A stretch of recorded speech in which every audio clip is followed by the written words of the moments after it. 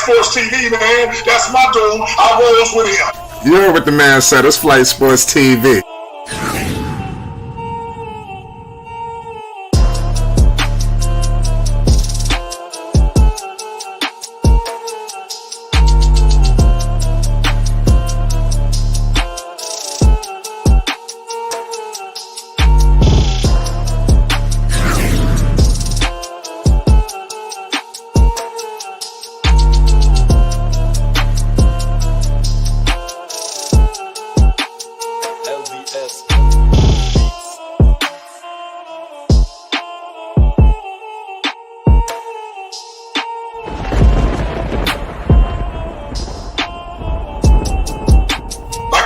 Flight Sports TV, that's where it's at.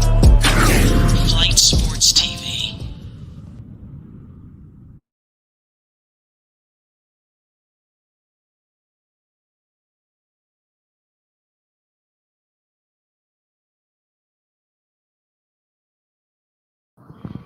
What's going on, people? It's Flight Sports TV. I appreciate y'all for checking with me. I already know what it is. We back with another one of them things. Listen, tonight, shout out to the chat. Salute to everybody in the building early. Shout out Win Stumbling.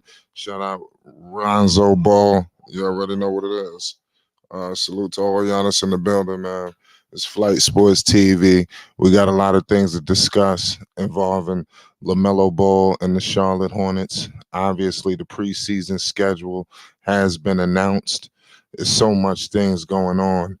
Obviously, in the sports landscape, we was touching on a lot of different things, pause, but the Charlotte Hornets, the preseason will be very pivotal, and I'm here to let you know that Miles Bridges will be available for the Charlotte Hornets, so you can expect him in action.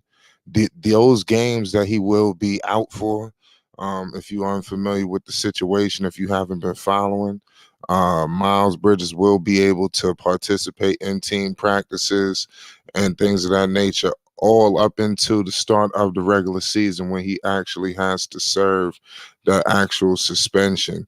But nonetheless, Miles Bridges will be with the team, and I expect them to be on the up and ups with him available. And with that being said, Charlotte is on his way, and the first test will be against the Eastern Conference defending champions, the Miami Heat. That should be a very captivating, intriguing outing, and I'm looking forward to covering that game. Also, if you run down the list so far, you have the Washington Wizards on this schedule. We all know what's going on with them. We'll get into them shortly. You have the Oklahoma City Thunder.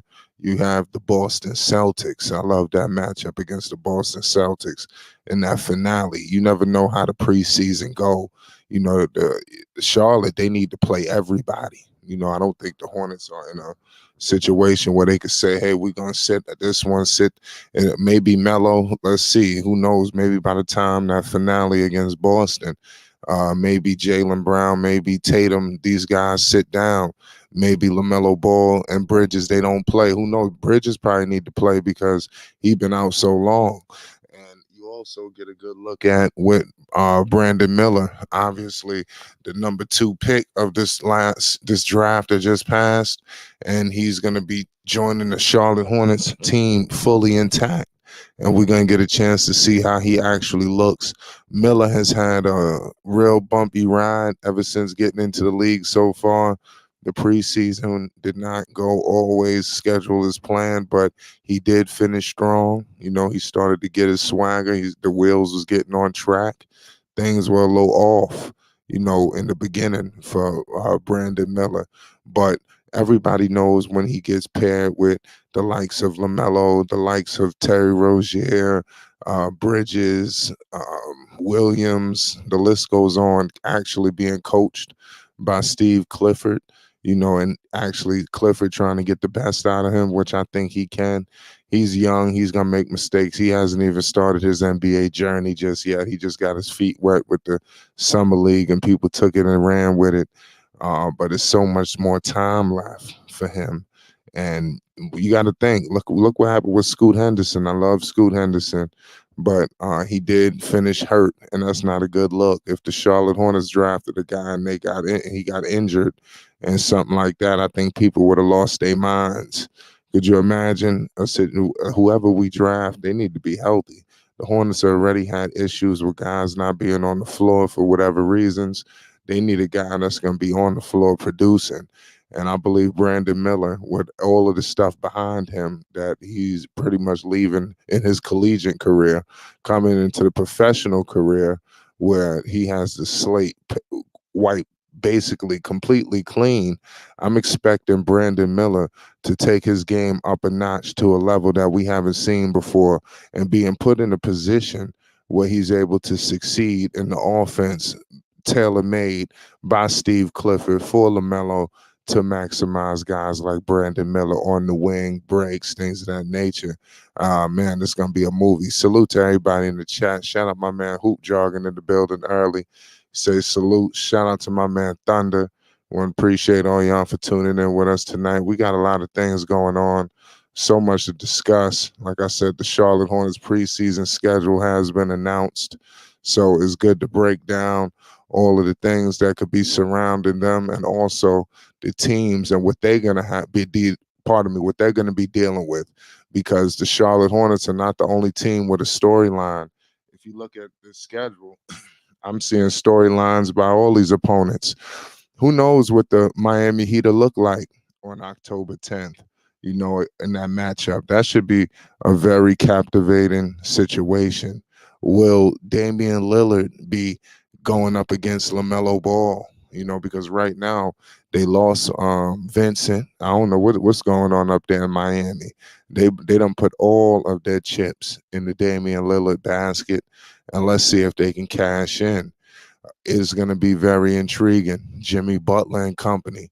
We all know that they just maximize whatever's in front of them, put out there, whatever. I'm with the belief if they have whatever, the Miami Heat will maximize whatever they have on the roster, and they will be a force to be reckoned with. The Eastern Conference is going to be deep, and Charlotte Hornets need to establish a little bit of swagger and camaraderie. You have guys that have been out. You got rookies coming in. Guys need to get a refill for each other. Preferably Miles Bridges along with the rest of these guys. We want to see guys continue to take the leap and the jump. Guys like Mark Williams, we want to see him take his game to the next level. I think that's something that's going to be another storyline for the Charlotte Hornets coming up. And him going up against Bam Adebayo, or even though it's the preseason, I think it's still a good matchup. The Charlotte Hornets are very high on Mark Williams. They have promoted this guy extremely well, in my humble opinion, and I think that he is poised to take it up a notch alongside of all of this new talent that they have. I think the Hornets now, they could play in a multitude of different ways. Now, I think they have the offense that will be needed, especially if LaMelo has to take a seat. There's times where he was taking a seat on the bench and they was getting completely just wiped off the basketball floor. They couldn't close games, even when he was injured and he had to miss games. The Hornets, they were in the game and then they will fall off towards the end and things of that nature. They got to make sure these things don't happen. Why can't the Hornets be, a surprise team? Look what happened last year. Nobody expected. No one expected the Charlotte Hornets, not part of me does, the Sacramento Kings to be where they were. And the Sacramento Kings took it up a notch. They was a surprise team. Why can't the Charlotte Hornets, be a team like that coming out the Eastern Conference? Why can't they just put everything together and surprise everybody? Look at the Washington Wizards. That's their second opponent in the preseason. The Washington Wizards, to me, is a team that's very captivating.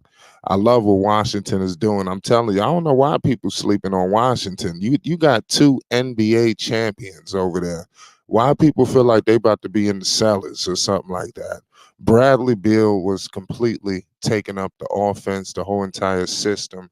I think now with Beal being out and no Porzingis was just there for a hot second, but now with no Beal, the offense is wide open. and I think Kuzma is going to take full advantage. And now you got Poole in there. Those two are going to take the Wizards up. They coming in with chips on their shoulders. This dude been slapped around by Draymond, punched in his face, pardon me. And then now it's time for him to show that he can run the team himself. He could be the man. He's going to be coming in with a lot of aggression. And the Wizards are going to be a tough team. And the Charlotte Hornets need to keep their magic eye on the Washington Wizards, because I think they're a team that can threaten what they're trying to do. You know, these teams like the Wizards, who didn't make the postseason last year, they're going to be coming on strong. Everybody starts the season 0-0. So everybody's going to feel like they have a shot, you know, and Charlotte Hornets, they're going to have just as good a shot as anybody. So they got to make sure. I can't wait till the regular season schedules come out and we get a good look at what the Hornets are really going to be dealing with, and to see how is it going to look in the first 5 games, first 10 games. Are they facing tough opponents? Are they in a West Coast road trip? I mean, we all know what's going on.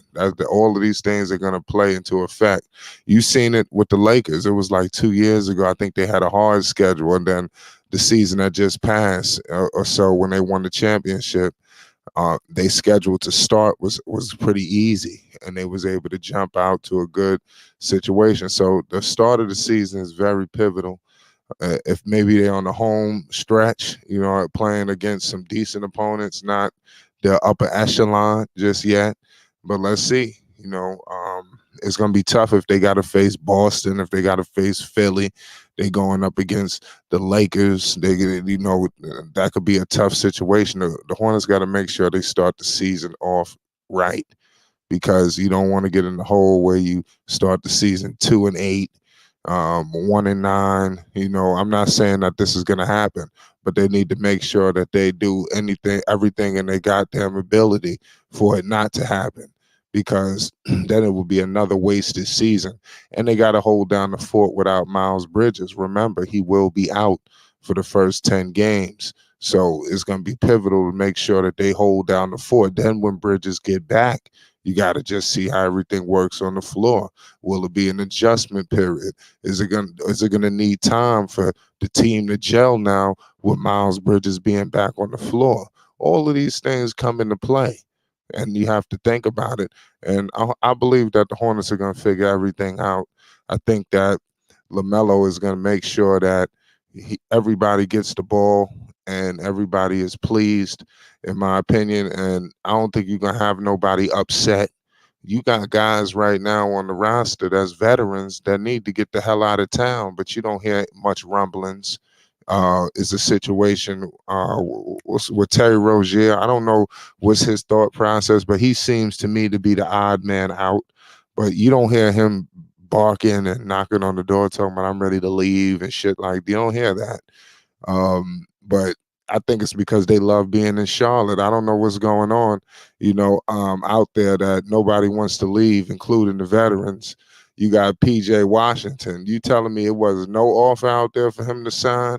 He just sitting around waiting for a Hornets contract. He gonna take whatever the hell they could give him. He trying to get back to Charlotte. He ain't trying to go nowhere. I mean, that don't make no sense. We still monitoring that situation. Y'all let me know what's going on with that. But nonetheless, the Hornets, they have to deal with what they have to deal with and roll with the team that they have. You heard Mitch Kupchak say that everything that they need is in the system, you know, so now it's time for them to maximize what the hell they have in the system. You have new ownership. Hopefully they can produce and contribute financially to the new system, you know, that Kupchak is discussing. Who the hell knows if Kupchak is going to be there? You know, I haven't heard anything just yet on him, but so far Kupchak has been doing okay, you know, and now it's up to the Hornets. I think if they're winning, it could be tough for them to let him go, but I think if they have another losing season, I think Kupchak is out of there. You know, I think that's more likely to occur. Chuck Morris says that's what I thought. Rozier must like Charlotte. They all love Charlotte, you know, and I think they love it because LaMelo is there, you know, mostly. That's really the key factor in all of this. But eventually these guys are going to have to figure it out. They got to make way. People got to be able to play. They got a bunch of young talent on the bench. They also got these guards that they just drafted, so they need playing time. So these people have to go. Guys like Hayward, they have to figure out what to do with him. They also have to figure out what to do with Terry Rozier. Those two have to go. So you can make way for the younger guys to keep playing and get and doing what they got to do. But I don't know if you do it right away, maybe at the deadline. Let's see what happens. I think Charlotte is gonna roll what they got out right now. Maybe these guys elevate their trade, situations. Who's to say that Rozier don't come out balling, and then now they got to pay Rozier top dollar. Oh no, pardon me, they got to send Rozier. People trying to put the whole put a bag on the table for Rozier, like the Lakers might need him. People need shooting. You heard Rozier linked to the Lakers, and that's going to be a situation. What happens with Rozier towards the deadline? Gordon Hayward, everybody's jokes on him and laughs on him. Gordon Hayward actually played well towards closing of the season that just passed. I think teams might look at him and say, "Oh, he might be good off the bench or something," or we could add him. He could be that final piece. So all of these things come into play. We got Purple Baby in the building. What's the deal, Purple? It's Flight Sports TV. So you just going over like the teams they playing in the preseason, right? Yes. Well, we could go all over the place, but we discussing that right about now. What you thinking about the schedule and some of the things that I was just saying? I mean, I think me personally, it's not about the Hornets. It's about the Wizards. I don't. I agree with you that Bradley Beal was sucking up a lot of the offense over there in Washington, but he was also over in Washington putting up all-star numbers. So Oh yeah, that's I think, irrelevant. I know that. yeah, I know that too. But Stevie Wonder know that. I think Jordan Poole he'll put up all-star like numbers to me, but it's just not going to equivalent to wins. Like, and that's the only I don't. They don't have their franchise guy there yet. Yeah, they got Kuzma and Poole, their two championship guys, but they were like role players. So if anything can happen for all the young talent that they drafted over the past 3 seasons, if any of them are still there, you know, that'll be about mentorship. But as far as winning, it's not like I don't see Washington doing nothing. Like, and I'm gonna be honest, like Yeah, nothing. I don't know about nothing. I like Washington. I need to But see what? what I just like Poole and I like Kuzma. I think that those two they are NBA champions. I'm just saying that counts for something. They're not Absolutely, gonna but get it's not rattled. They're gonna not gonna count. get rattled when in these big moments when the fourth quarter on the line, shit is getting close with some of these teams. They're gonna have to put something around them. But I like that though. I like what's going on in Washington. I mean, I think just keep an eye on them. If you don't believe on, I just got my eyes on them because I think that's gonna be a team that could do. I think they could be a threat to what the Hornets are trying to do because there's only what 8 spots, really 10. And I think the Wizards is trying to get one of them spots, I along with mean, Orlando, along with Detroit. I think this shit gonna get crazy. I'm just telling you, the East gonna be wild, especially getting towards the play. And we know who gonna be the heavyweights. As long as Embiid is there, it's gonna be Boston, Milwaukee, Philly, yeah. and then you just got to look out for all the other middle of the packs, the Knicks, things of that nature. These other teams out there, you just got to figure it out. But now But the Hornets are going to be at the bottom where maybe right with the Miami's and Wizards, mind you, yeah, yeah, Miami, New York, and then you got these other teams like yeah. Charlotte and things of that nature. It's going to get crazy for these spots. But as far as PJ, as I said once before about PJ too, I do feel bad, but you have to find a way in minutes given, as somebody once told me, to play consistently. And and like he had a consistent year last year, and his very first year he had a very good year, but it's the years in between why he didn't get paid. Why he's just sitting out there. I do feel bad for him, and I don't think it gets any better. I think it makes it worse that Miles Bridges is coming back. I think it's worse when you're talking about a young draft pick and Miller coming there, and if Gordon Hayward, I'm praying because I don't wish injuries on nobody, but if Gordon Hayward stays healthy, because we're talking about Bridges playing the four, okay, that would mean PJ's coming off the bench. Now it's down to PJ and Miller. Who are you giving? I know it depends on if where the Charlotte's record is looking like in terms of wins and stuff. Maybe PJ can edge them out because playoffs and everything like that. But at the same time, it's just like you drafted Brandon Miller number 2, so I think regardless of them winning or not, Brandon Miller might get more minutes than PJ. Like I feel bad for him, man. Like the Hornets did him bad, dog. Like You talking about PJ? yes, Well, he's not on the roster right now. I mean they got his rights. Yeah, you're right about that. I don't know. He waiting to get back though. Yeah. They're gonna work something out with him. They're gonna figure it out. Right, but okay, this is the thing about PJ, and it's not really concerning that no teams got gay. Well, I know Dallas was trying, from what I heard, but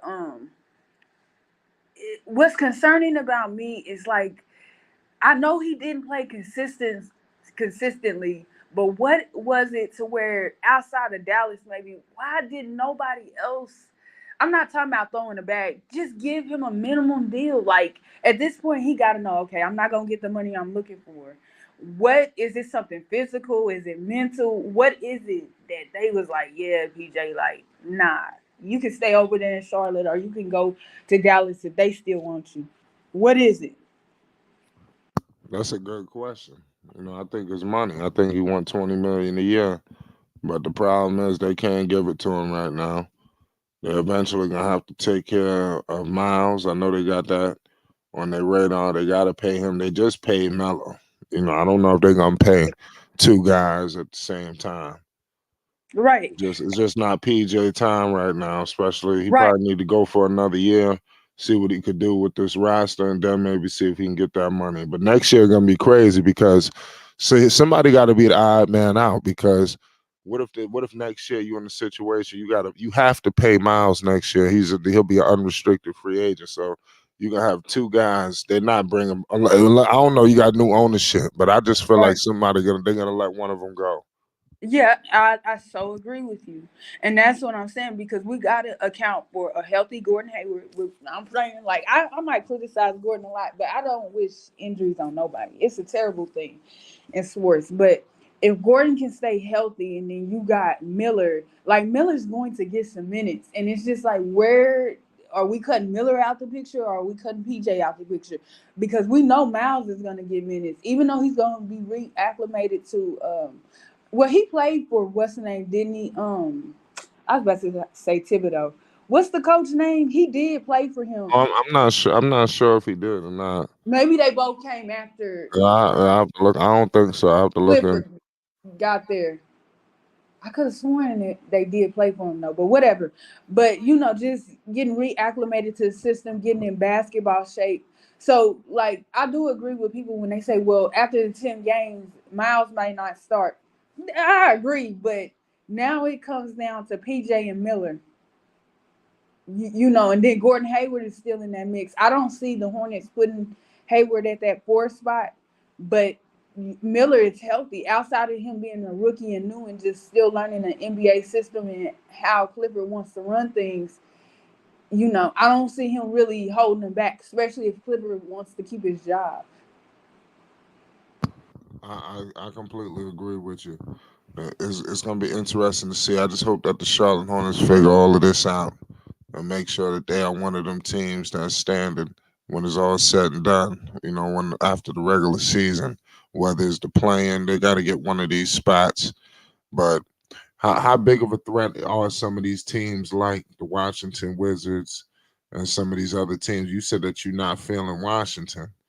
I mean, Uh, what about teams like Orlando? Are they ready to take the jump? That was last year's #1 overall pick, see, Paolo. I mean, he might be ready right, to. They done gave him all the accolades in the world. He got pressure, right. So I'm just saying he can't keep missing the playoffs.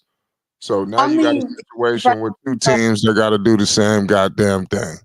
First Obviously, the of all, Hornets are more it's advanced than them.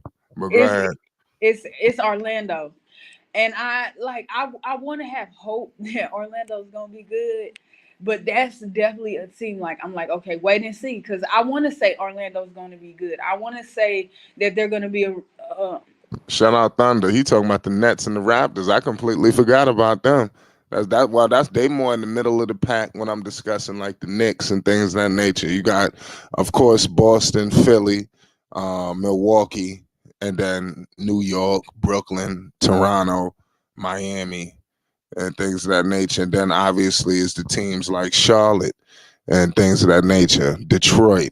They like I said, they just paid dude all that money. Cleveland. You part of me. See, I'm missing out all kind of crazy shit. So is the Eastern Conference. There's only so many spots. uh, I just hope that the Hornets can make sure that they get there. And then you got Bridges missing 10 games. I think they're gonna be okay though. I think they're gonna be galvanized. But it's all about when that schedule drop to figure out who the hell got who. You yeah. know, that's Well, like I said before, mm, I don't shout out. Shout like out Hope. Shout out Conscious. Shout out Chuck Morris. Salute to everybody in the chat that's rocking. So I just hope that the Hornets can get there. Steve Clifford. Steve Clifford was brought there. You got to remember this. Steve Clifford took all of them teams. They claim he could do all of this with less. This might be the best team he may have coached ever. That's a tough. Orlando. He dragged Orlando to the 8th seed. They didn't do nothing when they got there, but he got his teams to the playoffs. Even when he coached the Charlotte Hornets, Kemba, they got to the playoffs. They didn't do much when they got there, but they got there. So I believe that he's gonna do what he was hired to do, was get the Charlotte Hornets to the playoffs, and then eventually they'll let him go, and then they'll bring somebody else on to take them to where they need to go. But I think that he's here just to establish them a playoff berth, just to get them there. What was his name? Borrego. Borrego had him on the cusp on the plane. This guy was supposed to take him there. And remember, this last season, it was just really a wash. Everybody was hurt. Miles was dealing with what he was dealing with. This was really just a wasted season that just passed. And now everybody's back. So now it's all about what the hell they could do now that everybody's back. Do you agree? I mean, to me, like my so Borrego took him to the I was about to say in season tournament, Lord Jesus, the play in twice. And it was with an even amount of young players versus veterans. To me, like if I'm looking at it because it's going into Lamelo's 4th year, a lot of people will probably say he's underachieved, while another side will say he's overachieved because he took a team that wasn't supposed to be in the play-in to the play-in, even though he lost 2 play-in games. To me, the play-in is not enough. Like they don't have the talent to be a top 6 team, but it's like for Clifford to take them to the play-in, I think that's underachieving. Like, well, we got to crawl before we walk. I'm with you. I mean, it's a tough. I want to get into some more of that. We're gonna get back to this. Salute the Sky in the chat. Listen, I got my man All Access in the building. Dex, what's the deal, man? Talk to the people. We live.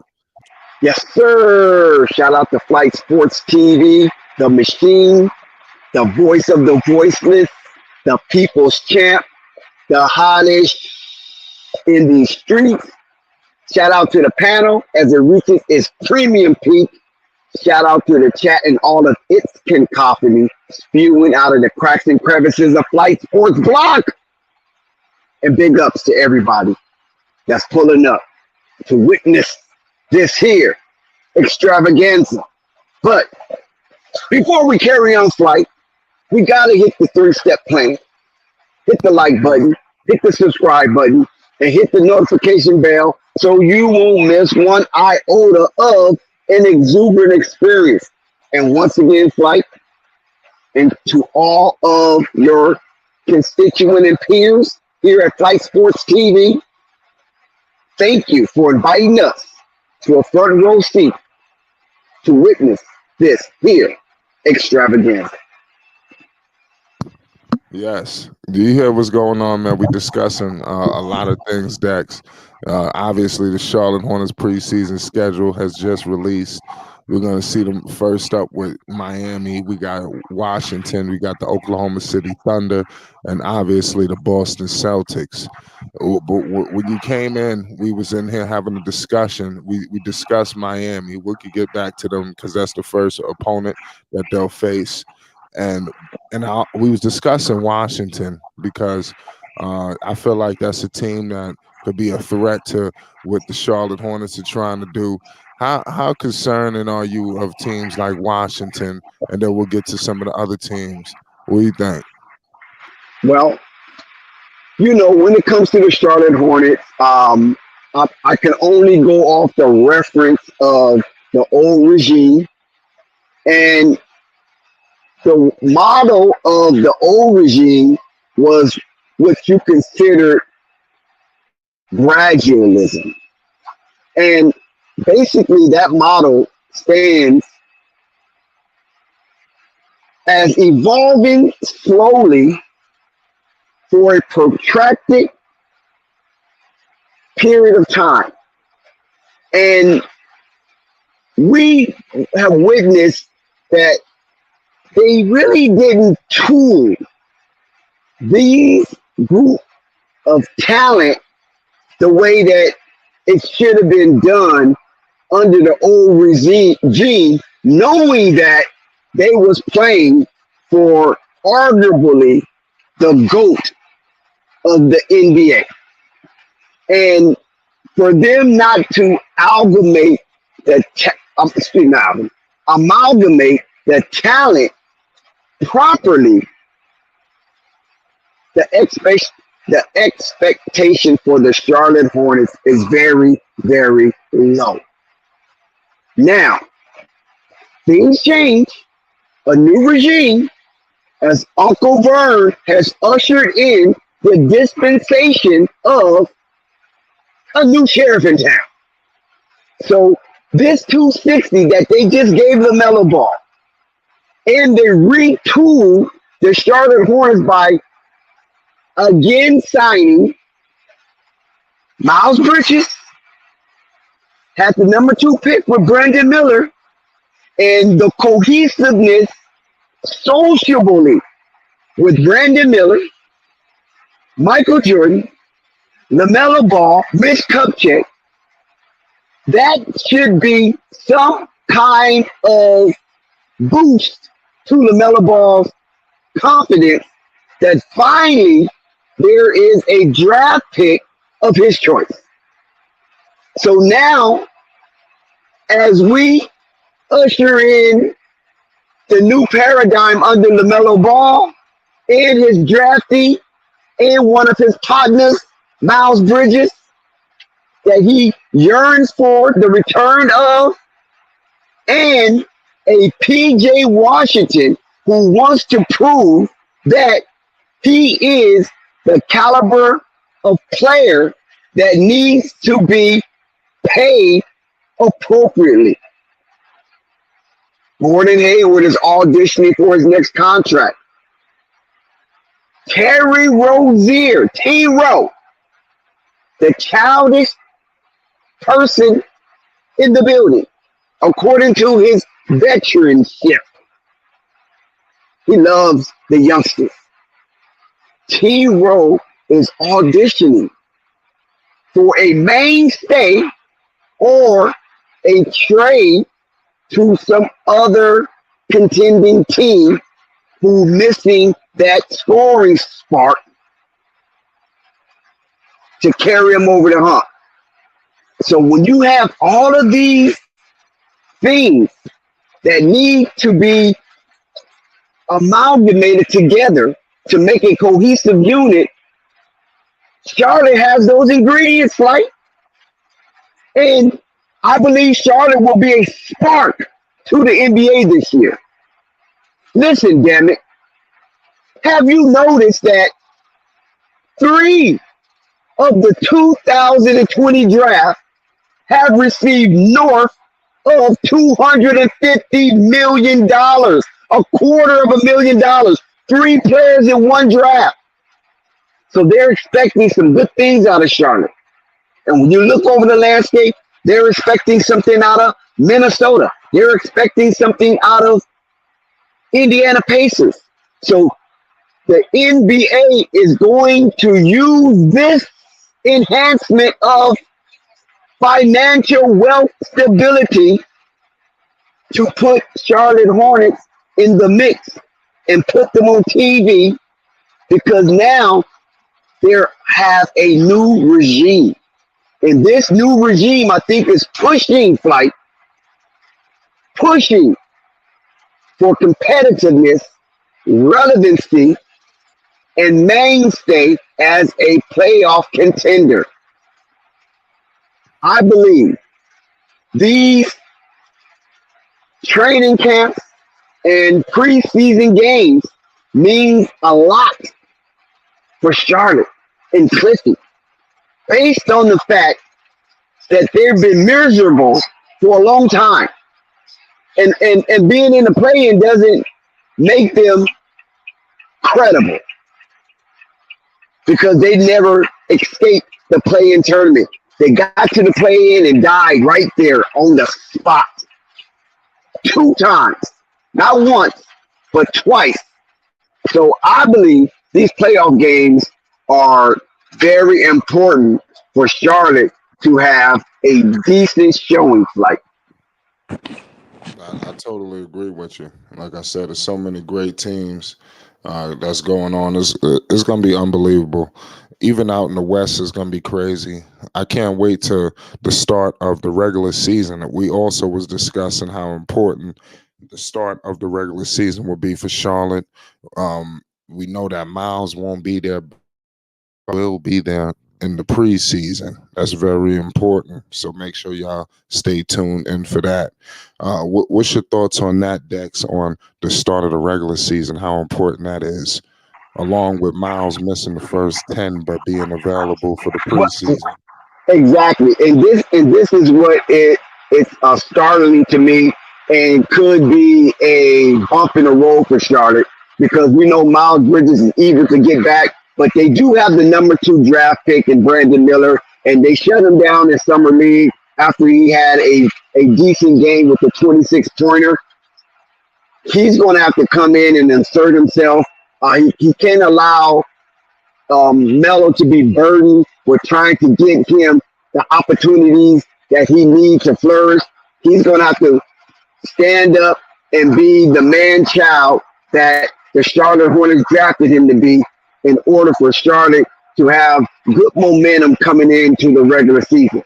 Because if Charlotte needs to be plus 500 in the preseason, coming into the main season with momentum. And without Miles Bridges, that will be a bump in the road. But I believe Charlotte should be formidable enough to overcome that impediment. Like, Right. I agree with you. The Charlotte Hornets going to be perfectly fine. Purple Baby, what you think about that? The Miles Bridges dynamic, him missing the first couple of games and things of that nature, what we was just discussing. Well, it was leading to what Quiz had said, like about Lamelo's leadership and just being more vocal and stuff like that. But we'll have to see how much Lamelo has grown, and if he wants to be a leader, because everybody don't want to be a leader. So unless he, which Oh, you said that if LaMelo wants to be a leader.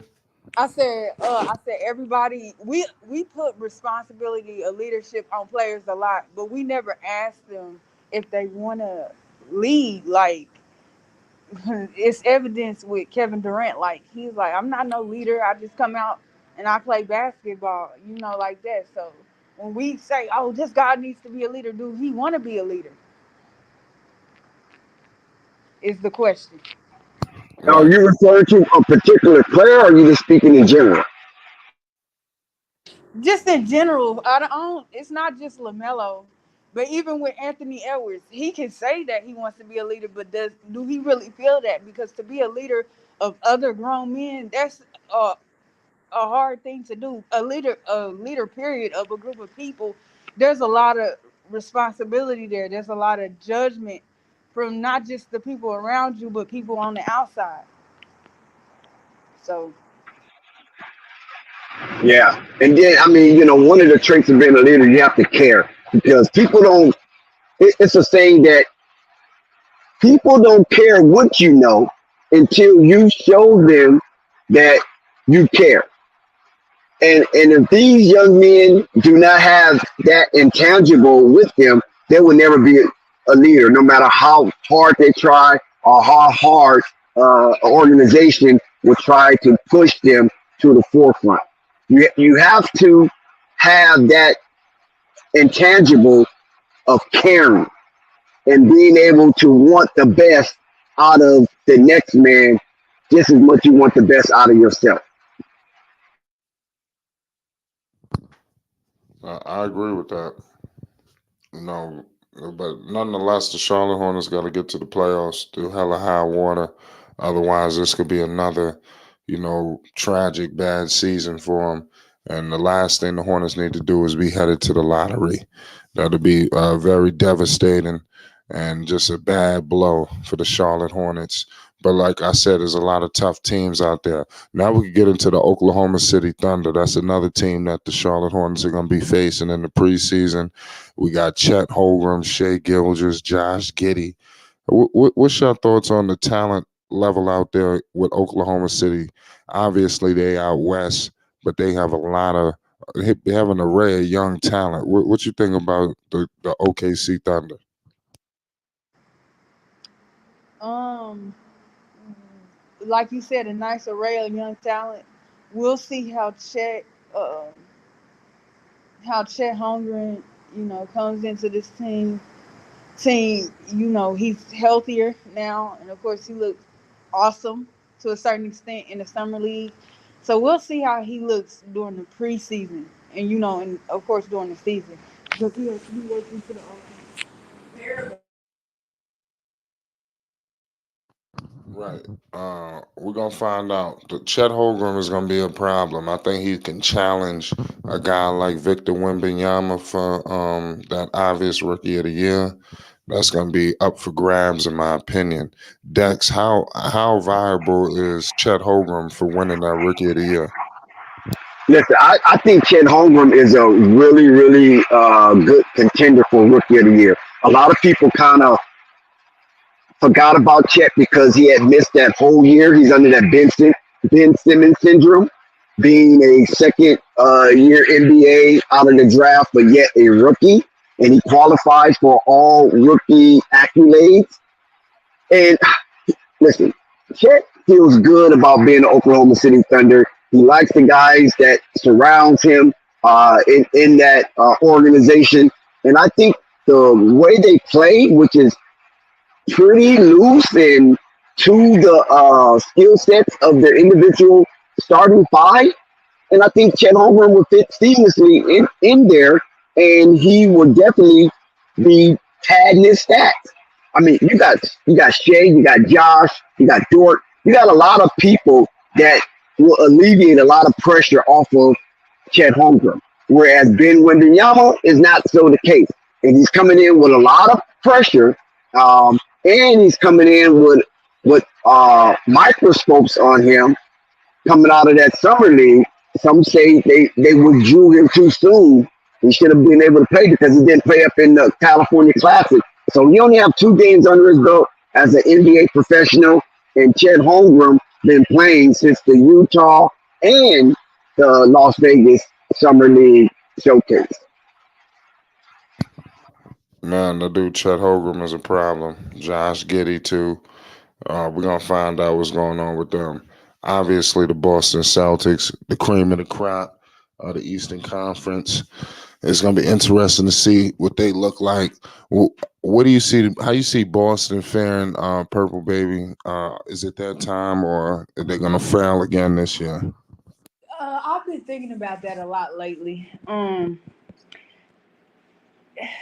I know they lost Marcus Smart, but they do still got the best two players, regardless of what the NBA GMs think about Jalen Brown. Talking about he's the fifth or sixth best player on Boston. That's wild.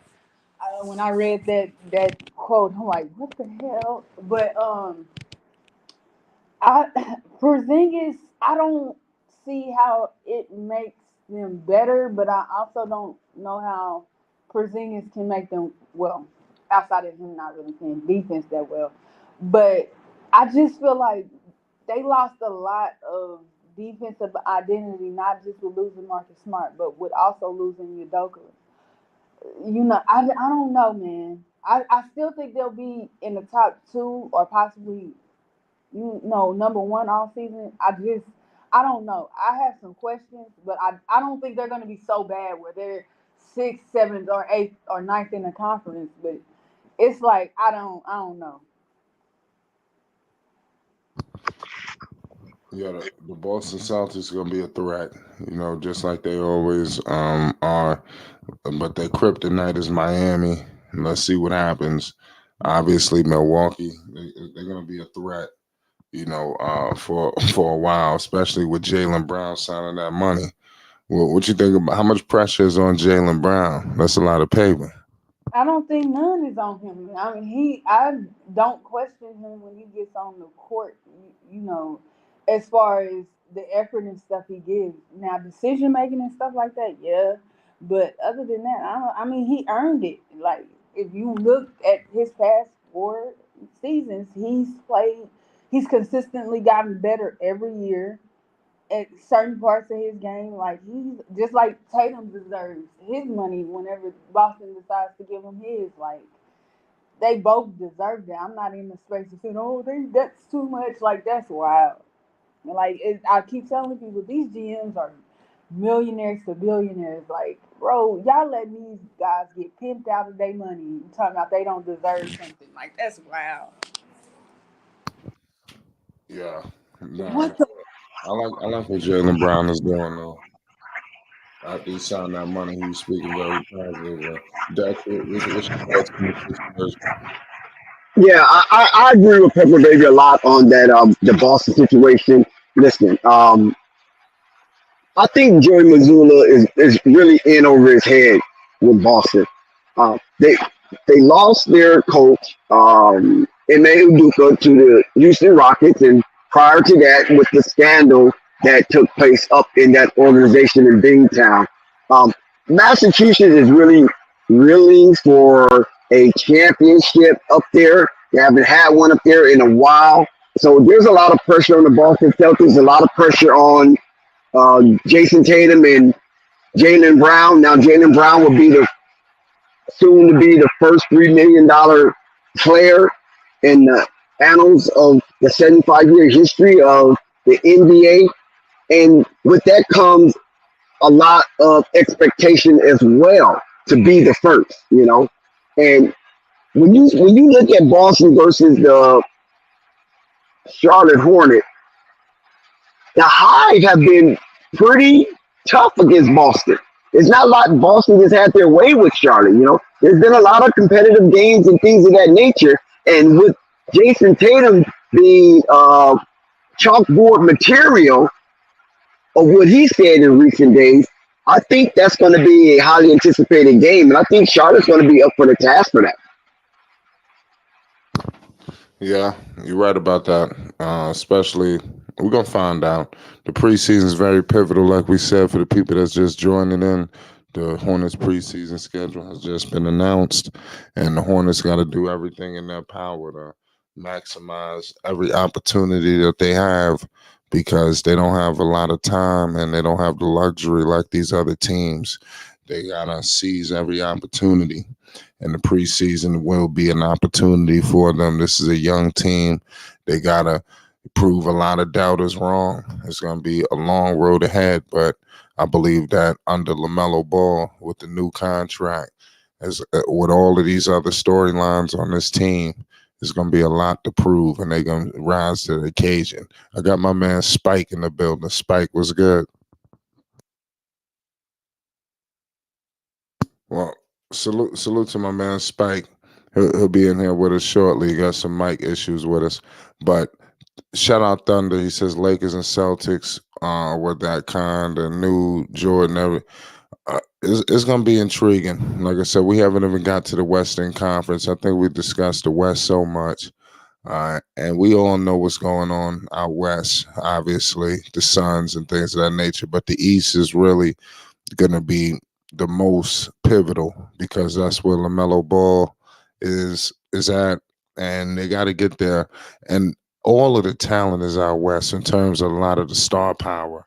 It seems like everybody has been traded or fighting to get to the Western Conference.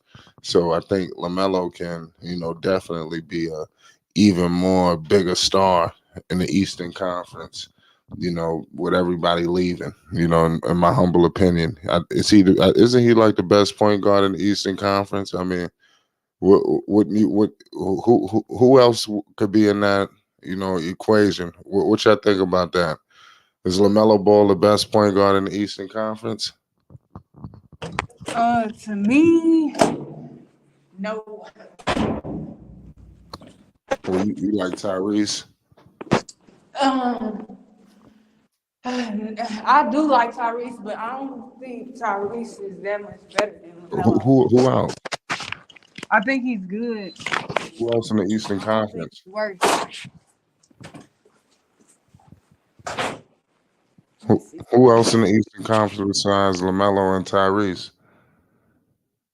Oh, I'm thinking you talking about Maxey. My fault. You talking about Halliburton, right? Yeah, I said Tyrese Halliburton. Yeah, My fault. definitely not Maxey. My fault. I think they on the same level. As much as a step, people feel like James Harden took back. James Harden is still that guy. Like, he might not be able to. Well, we all knew he couldn't lead nobody to a championship. Now to the playoffs he can, but it's just maybe he's just not a second option anymore or a first. But he's still one of those guys. You got Trae Young too. Oh yeah, thank you. I knew I was thinking of somebody. Trae Young. Whatever. I don't think Trae Young is the best point guard in the. Yo, Flight Sports TV, man, you already know what it is. The hegemony of ball talk, the pinnacle of hoop conversation. I'm back in the building. Shout out to the panel. Shout out to the chat. Shout out to the one and only Flight Sports TV, who's exalted this platform for us to really get these takes off. I'm just blessed to be back in the building, y'all. What's good with it? Shout out to you, bro. Big Deck, now, what up with it, man? Now, is LaMelo Ball the best point guard in the Eastern Conference? That remains to be seen. You can't really put him up at the best until he has a full and durable season. Showing increments of his greatness is not enough. He's got to have a full season. So I wouldn't rank him the best in the Eastern Conference, but most definitely he has the potential to be the best, not only just in the Eastern Conference, but in the NBA. But he has to have a durable season. He has to put up the numbers. He has to bring Charlotte out of the cellar and get him into playoff contention, and then we can talk about being the best. But right now, if you're a bottom feeder, how are you going to be the best at anything? Yeah, and another guy that we don't talk about often, but he has the numbers and the winning acumen is Darius Garland. He's averaging 21-8, and he's on a playoff team. And he's took them there 2 years in a row. Now, yeah, they do have Donovan Mitchell. But the year before that, he was the one making it all work. So I think he's another name. It's just arguable at this point. Spike, I'm sorry, but Darius Garland only been in the playoffs once. He didn't go last season. Oh yeah, they lost to the Hawks in the play-in. Didn't that's what they did, Mm-hmm. right? They lost the Hawks in Brooklyn. They lost both in the playing game. Okay, they lost the Okay. Yeah, they won one But time then. but in your defense, if it wasn't for the play-in, they would have been a 7 seed. So that would have put them in the playoffs. In your defense. Yeah, I think he plays really good basketball. I think right now, like you can say somebody can try to make an argument for Lamelo, but to me, it's like it's just not really. It's not really. It's given fandom, if that makes any sense. It's given fandom because he still Yeah, has a because lot to prove. Yeah. when we look at that through the annals of recent history, when Kyrie came out, we already knew Kyrie was going to be a sensation, right? We know we was going to see practically a mirror image of AI as far as skill sets, or even a little bit beyond AI skill set. You follow me saying? And Kyrie kept his team in the lottery, regardless of how spectacular he was individually. That Cleveland team stayed in the lottery. You know, they stayed with number 1 and number 2 picks. So you couldn't say Kyrie was the best point guard in the NBA at that time. You know what I'm saying? So that's why I'm grading LaMelo on the curve based on other point guards who we knew was going to be sensational in the future, but they were on losing teams. And you can never be the best on a losing team. That just doesn't make sense. It's just not a natural way of thinking. You don't have to be the best, but you can't be one of the worst. That's for damn sure.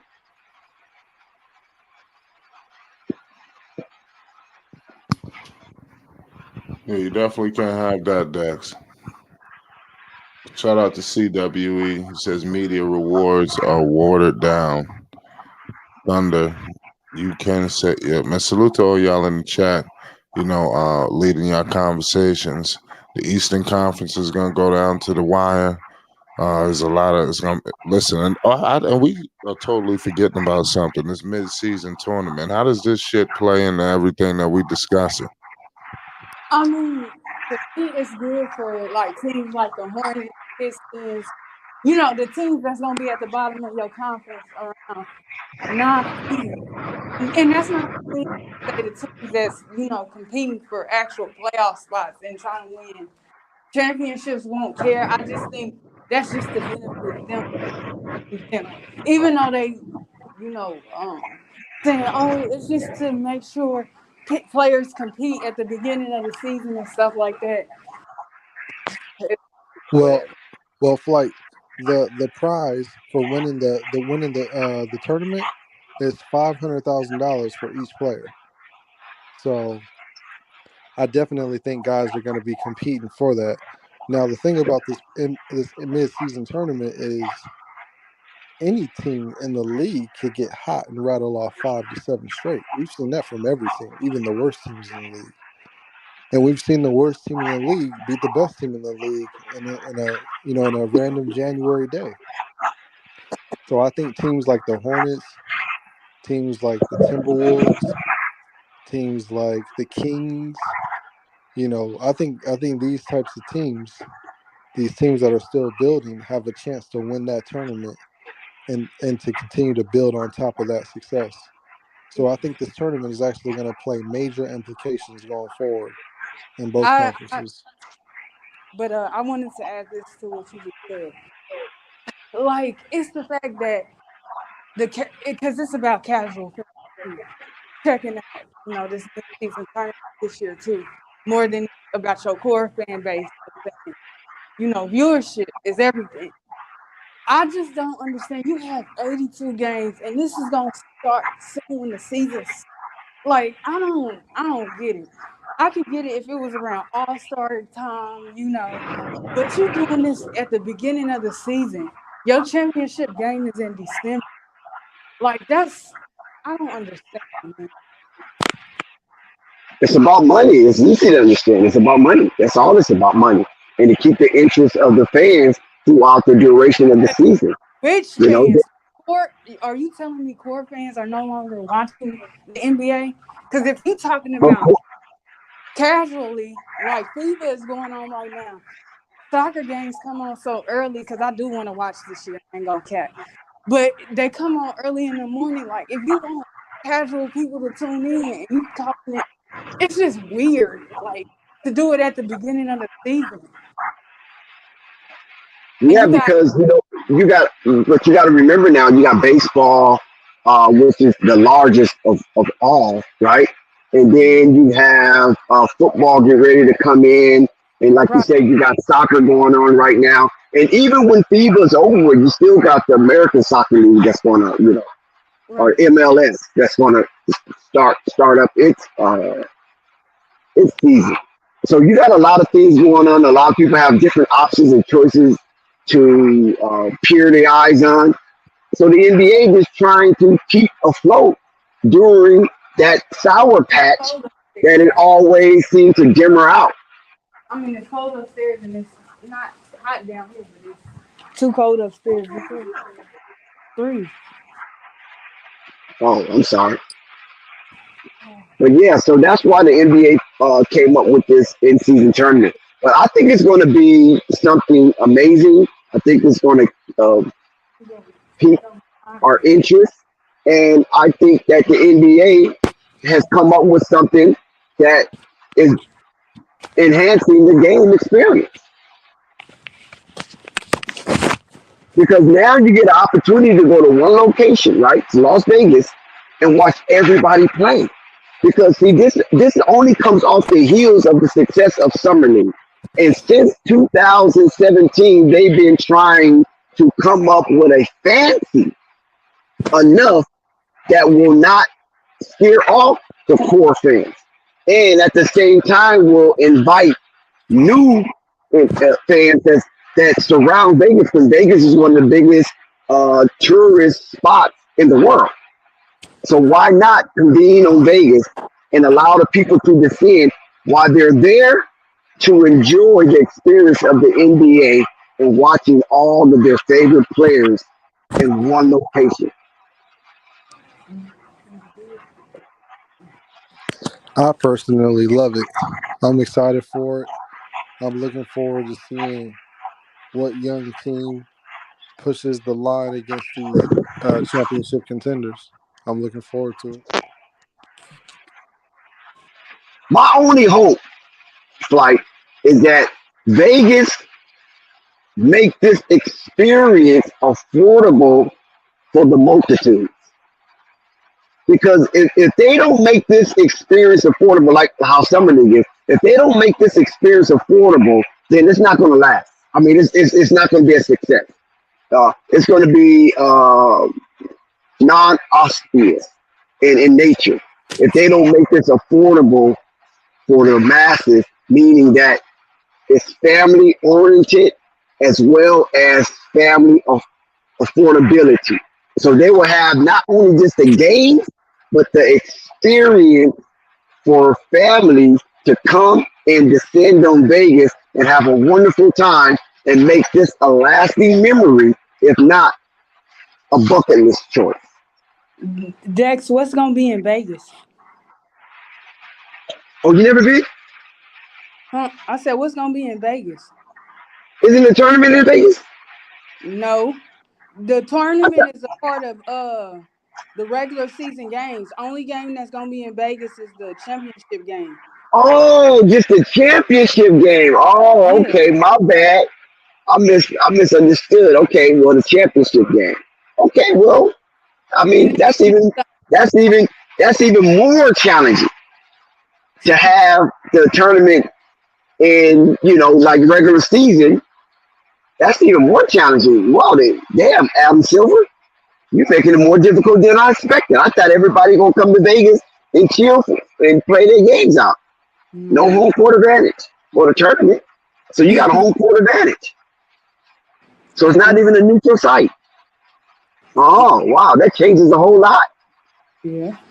Well, I'm gonna take everything I said back, and I'm just gonna reserve my opinion and see how this unfolds. But the tournament, I mean, the championship is in Vegas only, Yeah. not the tournament. Nah. Okay, got you. Dex, I believe the semifinals are in Vegas as well. Oh, okay. Okay, so it's more than just one game. Yeah, I believe it's the semifinals and the championship are in Vegas. Cause So they said, basically, the final four. yeah. Only thing, what? I forgot. Okay, Let me that look made at it a little more easier for me to digest. Because at first I was like a tournament, and then the final game is in Vegas, like one shot Erster. Okay, so they're gonna have a final four, so it'll be practically 4 or 5 days in Vegas, almost like summer league again. Like I said, not summer league. I'm just saying, 4 or 5 days in Vegas, right, for the conclusion of the tournament, the final four. But I think it's still relevant, and I think it's still cool because the main thing is to alleviate load management, make sure every game counts. In order for you to make every game count, you got to come out of your purse strings and spread some of that bread. That's what's going to motivate these players to play. You know, But I was thinking about something.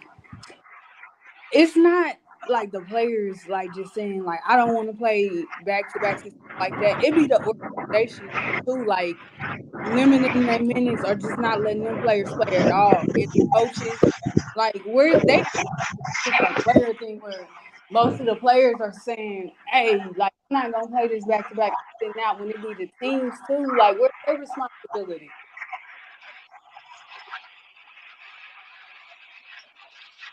well, we all know that CJ McCullough let the cat out the bag when he was on ESPN, and he said that their the organization will pencil in games for players to rest, but yet they don't. Those old media narratives from the old media pundits always put the onus on the players, like they just don't want to play, because they're being fed by the owners that garbage. But I thank God for CJ McCullough to let that cat out the bag because I was on that old media narrative too because I was brainwashed thinking that these players are cheating me out of my experience by sitting millionaire ass down on the time when some of these games is already penciled in based on the organization protecting its commodity as it is written. So they give these players days of rest outside of injury or any type of emergencies or family issues and things of that nature. And it's part of the binding contract. So thank you, CJ McCullough, for really exposing that. And now you don't hear old media and old media pundits screaming at the players about load management like we did before we had that information. And I believe that these old media pundits had the information, withheld the information, and just continue to spew out spuriously false narratives, deception, and disinformation protecting the owners. So now we can see how these little sycophants operate in these seats of media power.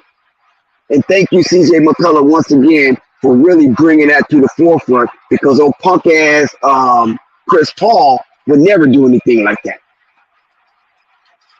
So yeah, Purple Baby, I'm inconsistent with you 100%. It is a lot on these organizations because they're paying these players such substantial amount of money that they have to put some guard or hedge of fire around them to protect them from themselves because we already know these players when they get on the court, a lot of them just go all out.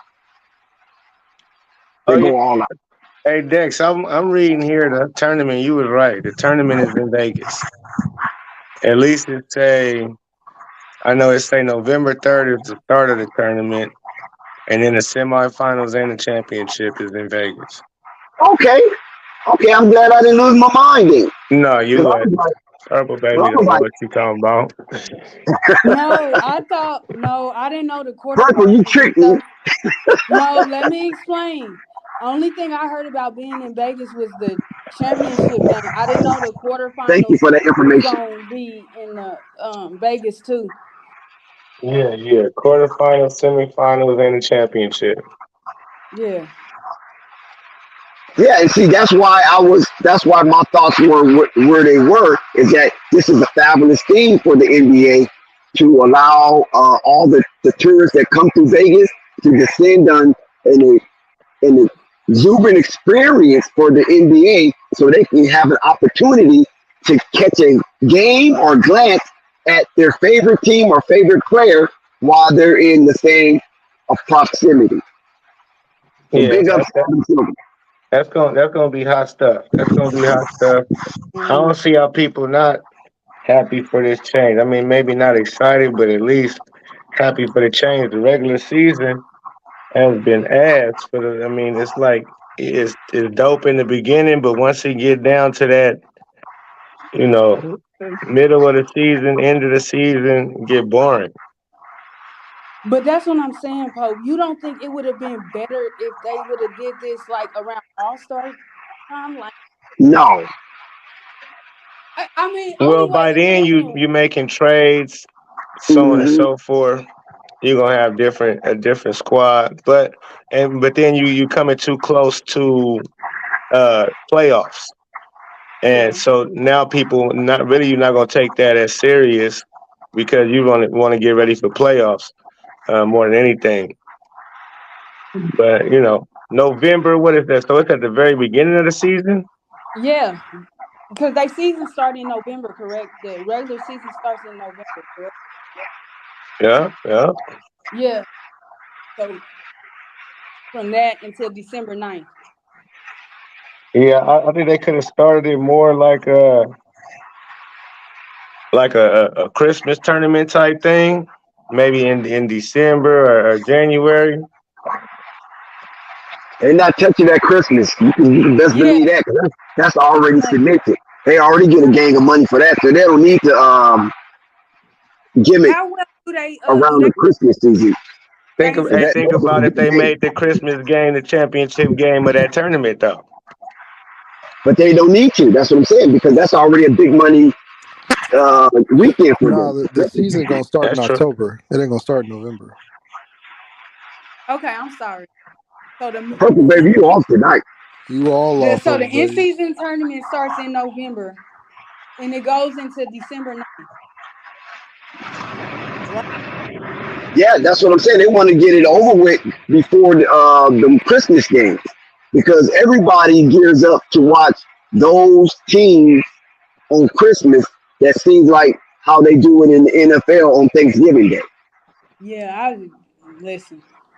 I'm tired of seeing the Cowboys on Thanksgiving and the Stop it! Lions. Stop it! Stop it! Stop it! Stop it!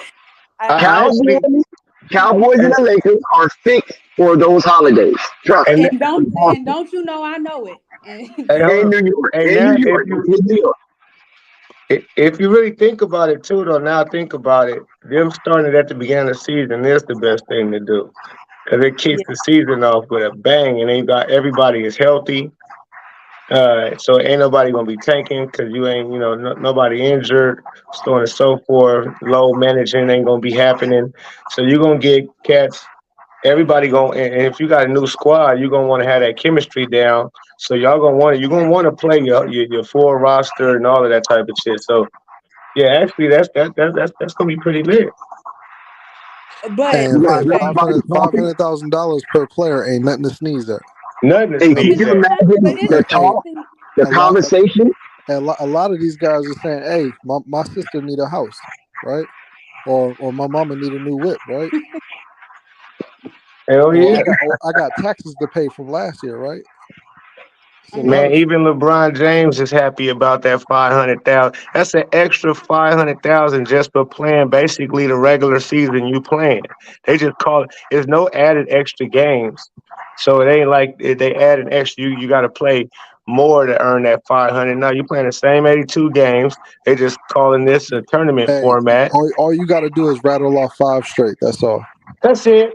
That's it. Just get W's, and you get this But okay, $500,000. I'm gonna ask y'all something. Are y'all core NBA fans? Like, if the NFL was on or baseball season started, y'all watch basketball regardless, right? Of course. Yeah, I start watching basketball No, from I'm not. preseason on.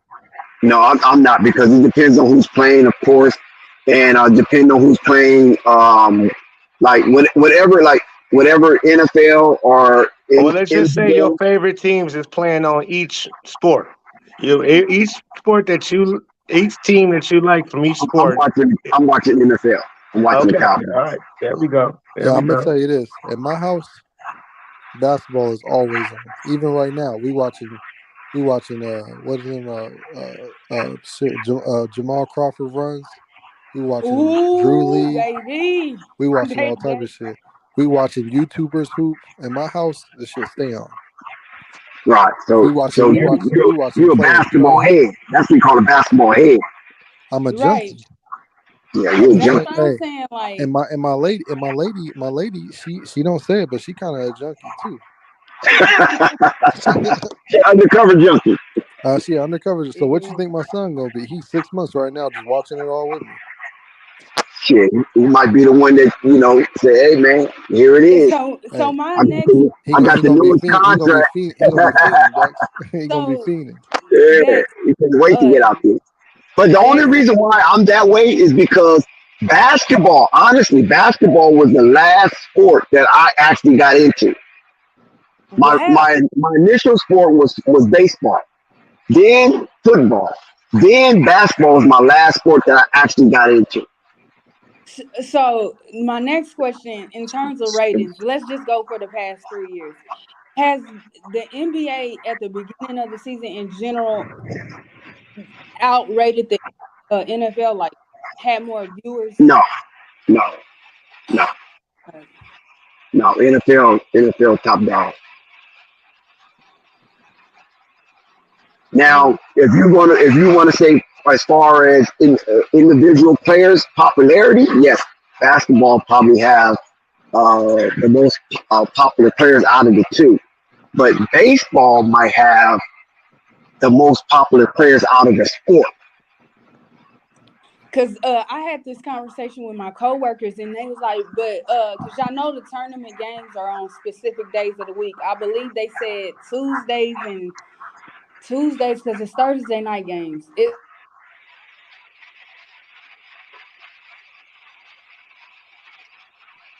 That I might go out. talking about the NBA in season tournament. I'm like, ESPN, unless they change their formula, because I haven't watched Sports Center in a long, like a year.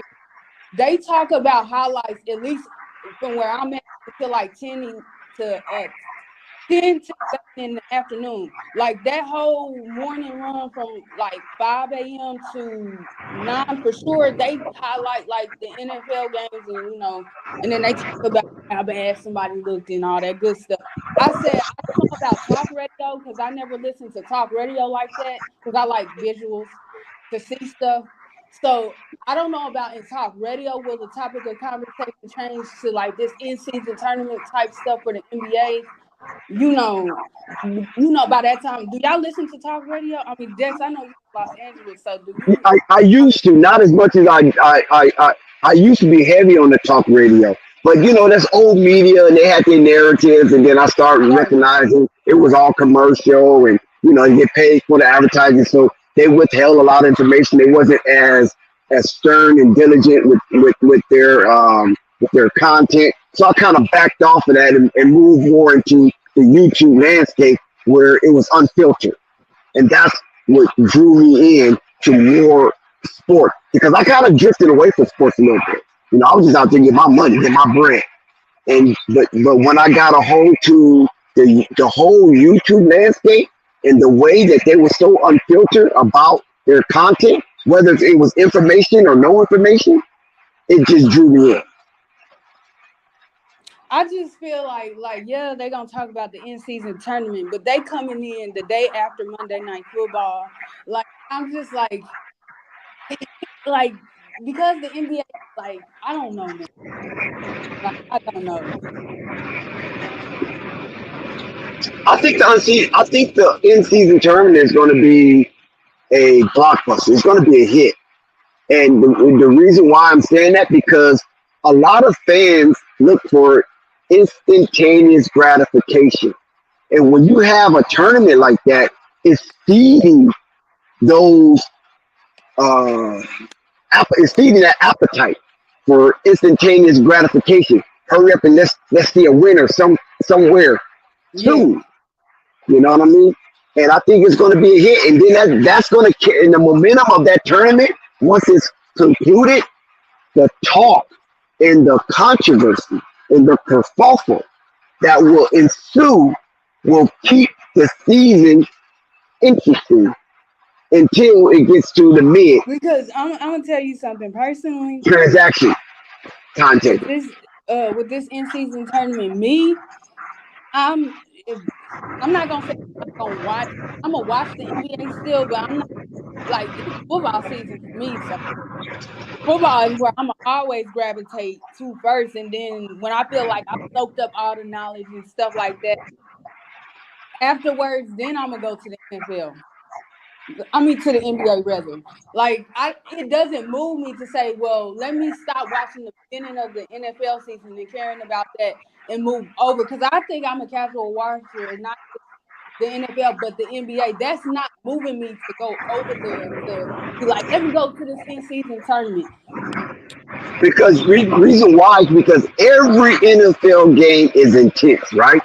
Because they only have 16, 17 games, to be able to position themselves to be the best available slot according to their record. The NBA have 82 games. Baseball have 162 games to figure this out. So that is a protracted period. And if your attention span is not grand, then you're going to move away from that until it gets down to the nitty gritty. And basketball is basically the same. But football, on the other hand, you got 17 games to figure out who is who and what is what, and to be able to create that 6 degrees of separation. That's what makes football so intense and so attentive based on that dynamic. Now, see, me, I tune in for football on the big games. Like, say, for instance, the Bills and the Chiefs, I'm tuning in for that. But for just on a week-to-week basis, I'm not really tripping until the playoffs start. That's when I'm locked in. I'm locked in I agree like with you. crazy when the playoffs start. I can see where you're because football is really based on rivalries. You follow what I'm saying? So I agree. yeah, so based on your division, you know what I'm saying? That every division have their rivalries. That's what makes it so beautiful about football. And basketball, that's not the case. Baseball, that's not the case. You follow what I'm saying? Baseball, you got Cubs, Cardinals, you got Dodgers, Yankees, Boston Yankees. You know what I'm saying? You got true rivalry. I mean, hardcore rivalries. You got Dodgers, Reds, but Reds kind of fell off. You got Reds, Cardinals. Very few. But in football, everybody in your division is practically your rivalry every year. Yeah. And there's a lot of bad blood there. Let's just pray for Jesus. I don't wish any bad on the NBA. Another thing I would have liked, but I don't know how it would have worked, is the NBA winning played. But I know it's teams that play over there too. But like out in Australia in like the EuroLeague team, I thought that was dope. Because that's what I was expecting when I first heard it. But I guess.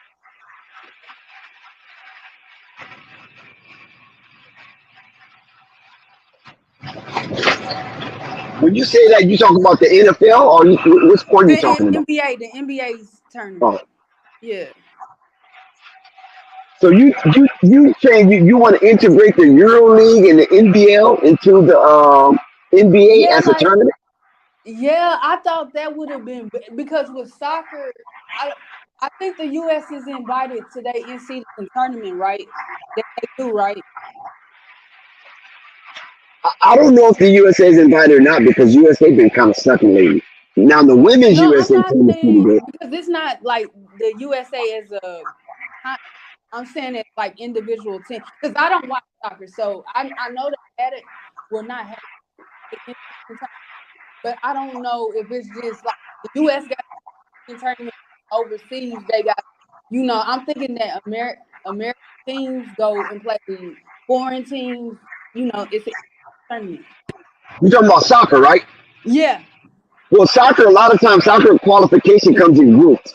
You play right, games and then you can qualify within your group, and then that group will go into a tournament, per se.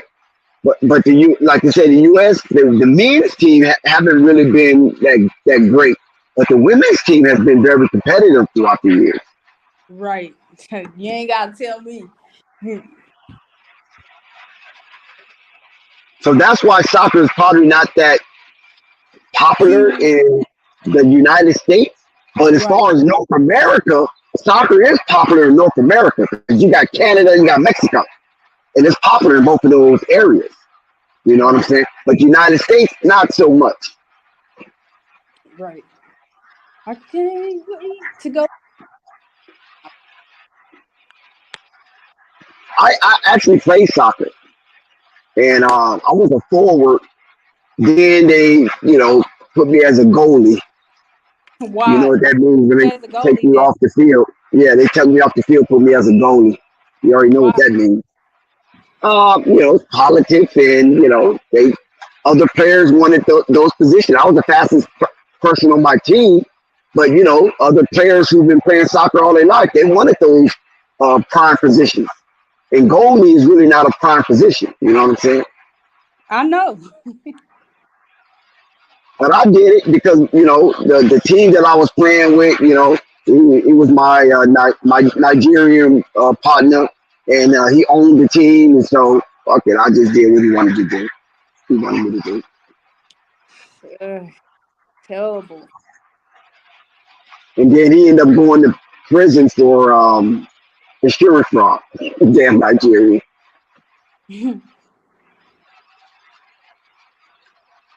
Yeah, his name was Black.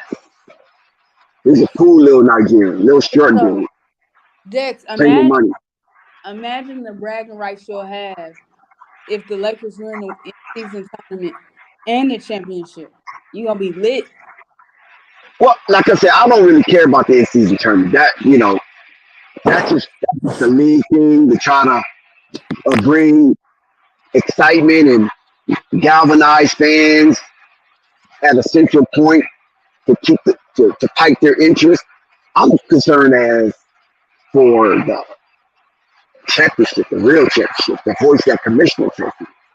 That's what I'm concerned with. So you wouldn't let's say the Lakers are the first ever champs of the in-season tournament. You're not gonna get excited. No, I wouldn't get excited because it really doesn't matter to hill of beans to me. Now if Charlotte wins the in-season tournament or like the Bulls or something like that, you know what I mean? I might get a little excited. But outside of that, or maybe the Pelicans, if Zion is available, definitely will be excited because I'm definitely a Zion fan. But outside of that, not really. Wow, that's crazy. And listen, I want to go for the gusto. I'm putting on my big boy pants. That's what I'm waiting on. I'm waiting to smack Denver around for what they did to us last season. That's what I'm waiting on. I'm waiting on Denver. And I'm waiting on Denver in the playoffs, not the regular season. Because the regular season, I think either it's tied or the Lakers had them by 3-1, or 2-1 or something like that. Mm-hmm. But, when on the big dance, Denver just walks their way to the championship. That you know what? I'm disappointed in yours. What about you, Coach? Would you get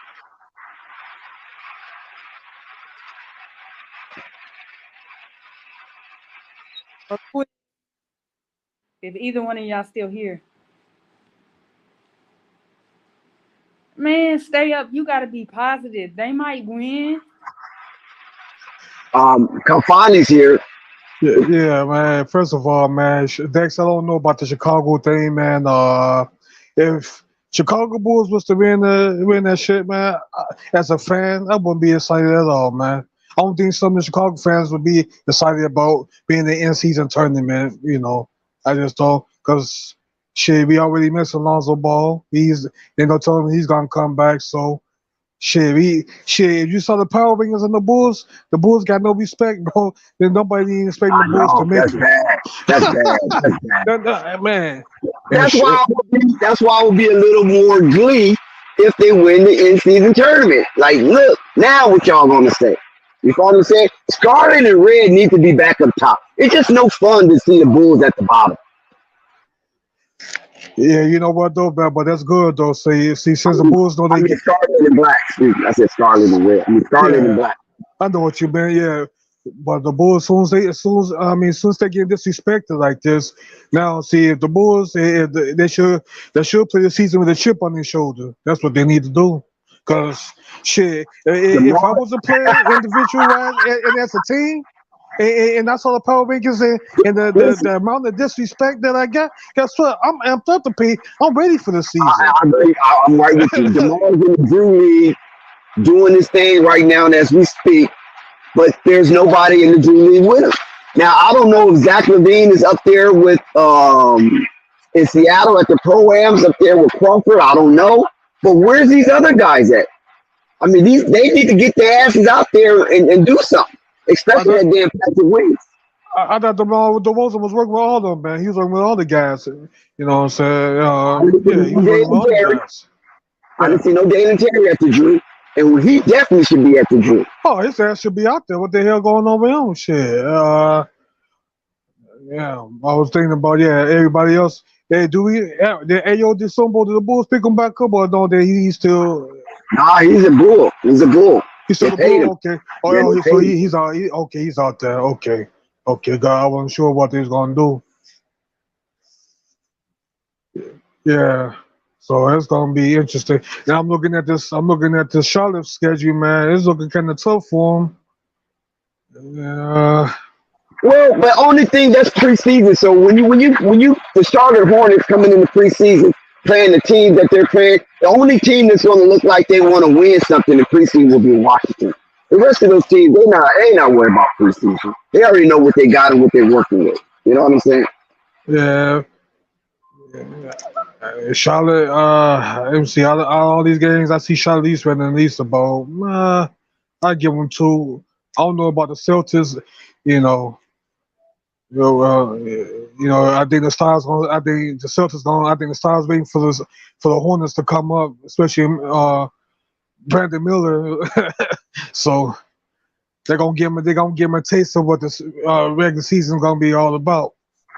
Yeah, because this is the opportunity that we can Yeah. actually get a glimpse of Brandon Miller with Lamelo Ball. So now we'll see what Brandon Miller is really working with. You know what I'm saying? Because he's going to be amongst the first tier team. Yeah, that's true. Like I said, all these guys, I don't know what these guys doing with their time, but if I was like Brandon Miller, you should be in the weight room like right now. Like I don't know what you're doing at home. You wake up in the morning, get your ass to the gym, pull up some shots, hit that weight room. Shit, work with the Brandon trainers. Miller should be in the Drew League. That's where his ass should be. Hey, bro, I didn't know. Yeah, but Like he is already fixed. No, you ain't fixed, youngster. Get over there in that Drew League, man, and bounce that basketball, man. you telling me Brandon Miller you telling me Brandon Miller was supposed to be at seven pick, but how the fuck did he end up getting to his number two pick? Oh man, that's interesting.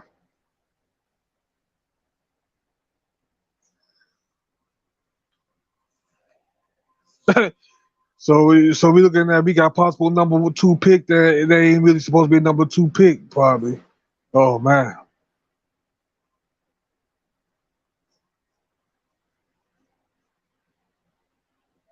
Hey, Pretty baby, who you going for this year? Who your team? Who you got?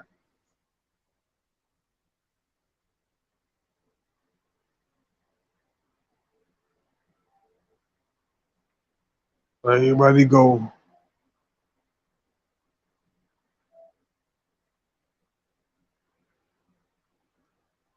Dex, yeah, Dex, mic, your mic must have been out. Okay. Purple baby, you here? Uh,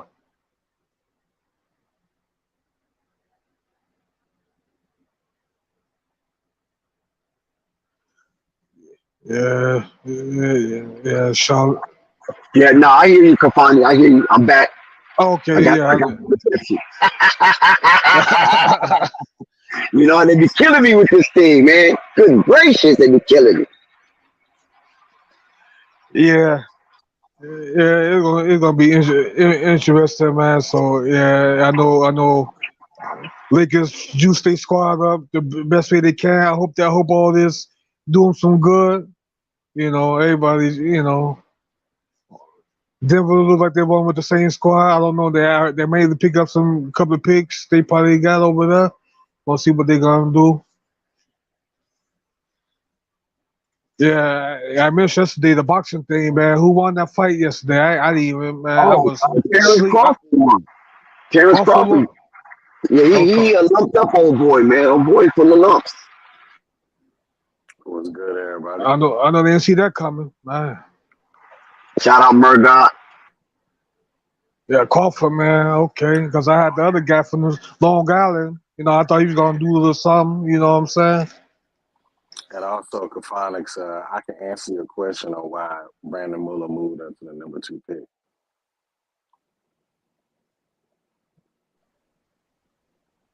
Can everybody hear me? Yeah. So yeah, I can answer your question on why that happened. Okay. Yeah, the reason why is because a couple of reasons: 6'9", scoring upside, defensive upside, and playmaking upside. That's pretty much why. And the wing position is at a value position. You'll hear a lot of scouts say this is a wing league, and people value height. This basketball is still a big man's game. So they value that, and they value the wing position. Like Brandon Ingram or Jason Tatum, things of that nature, and Paul George. People value Kawhi Leonard. People value that position now. So that's why he moved up on draft board, and that's why he moved ahead of school on some people's draft, my draft. I didn't say that was everybody, but that's why. But that's what happened.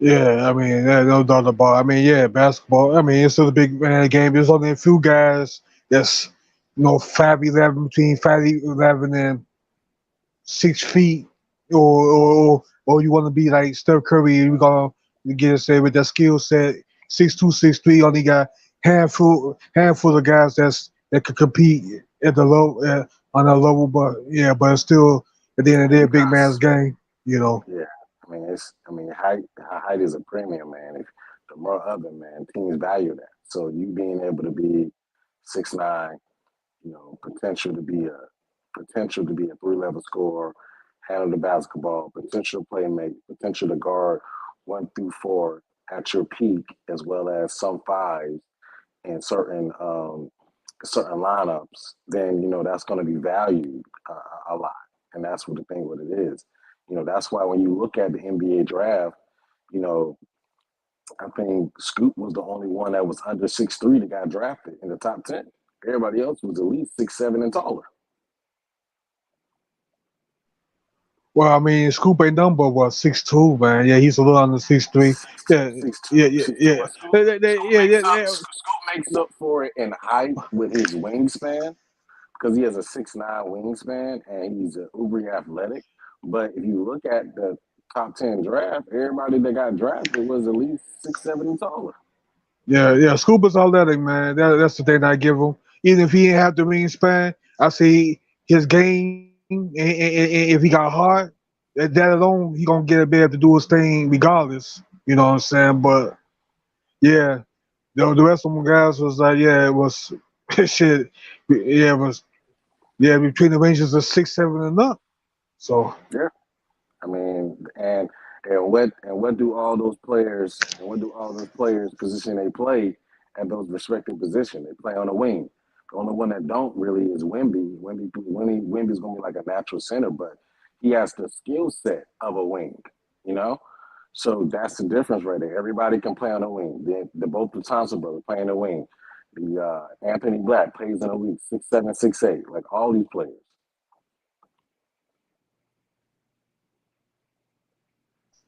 So the wing, it's the wing's position, man. The wing, being 6'7" to 6'9" at the wing, man, is what's popping right now, man.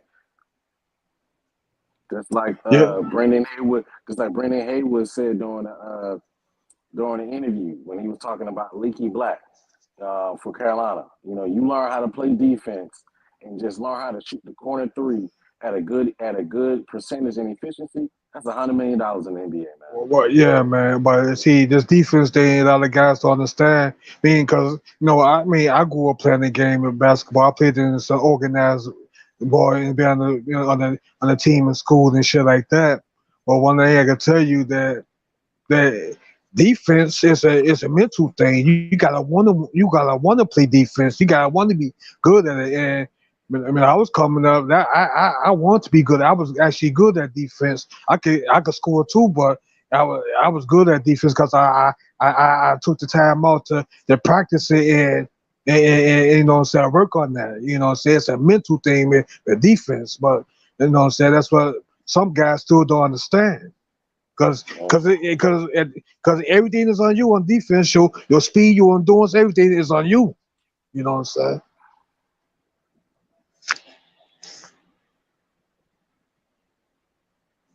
Yeah, and I'm looking at the lottery right now. Can you still hear me? Yeah, Yeah, and I was just looking at the lottery right now. Yeah, just about everybody up there. As far as because I think the lottery ends at the 13th pick, the 12 or 13. Yeah, just about everybody up there is 6'7" and taller, except for two guys. That's Casey Wallace and that's Scoot Henderson.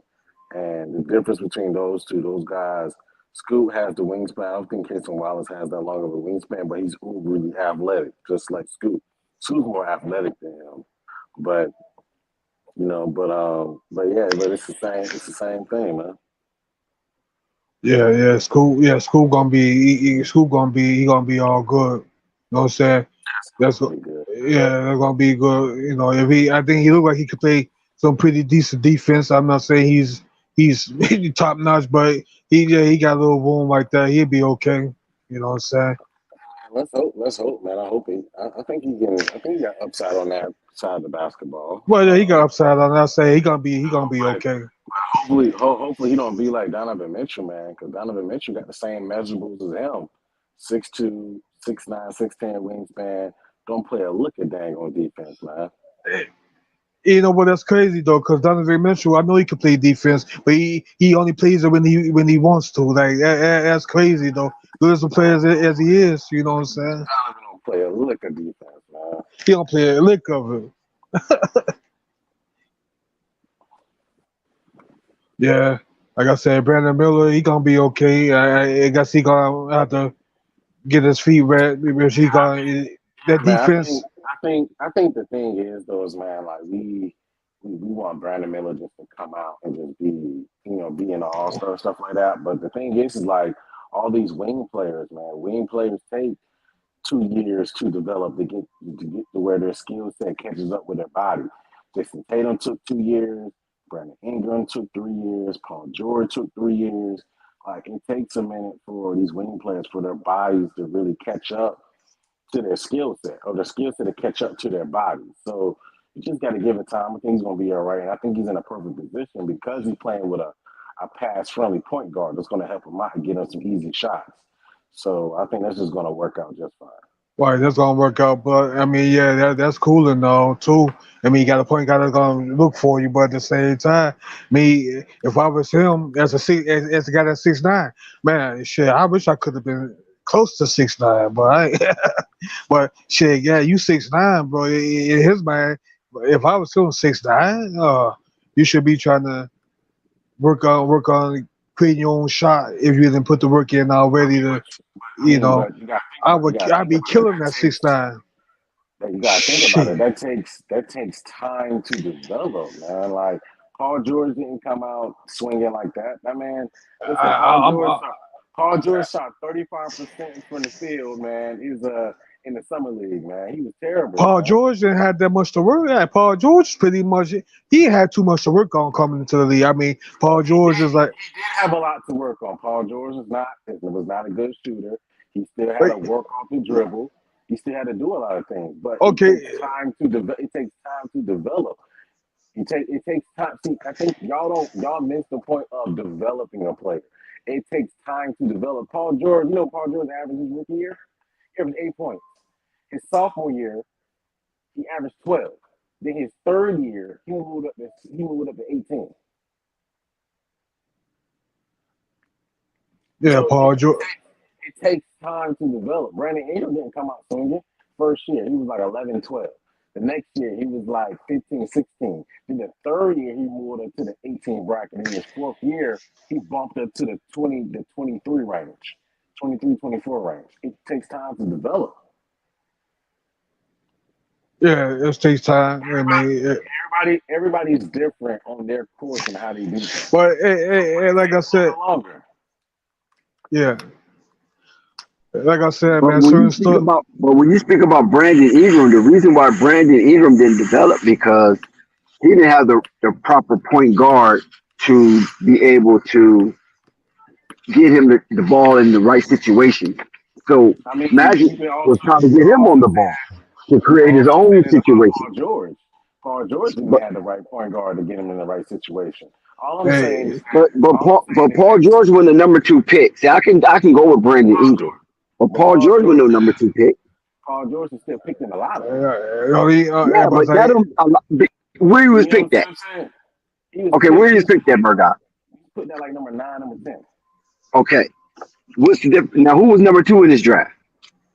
I can't remember who was number 2. Okay, 9 and 10 is a different expectation than 2. Basically, that's what I'm saying.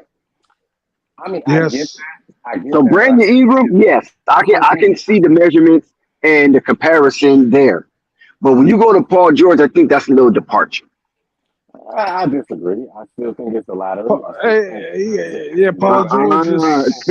Two and 10. Come on now, bro. Yeah, you can't think compare it's an that Morgan. expectation. Come on, man, you can't compare I 2 and 10. I Come on, man. You can't can't. compare. I Hey, you got a compare a point there, lot of When Dex. You you can't. two, that's a whole big bag Let me right speak. there. Let me speak. Man, yeah. Let me speak.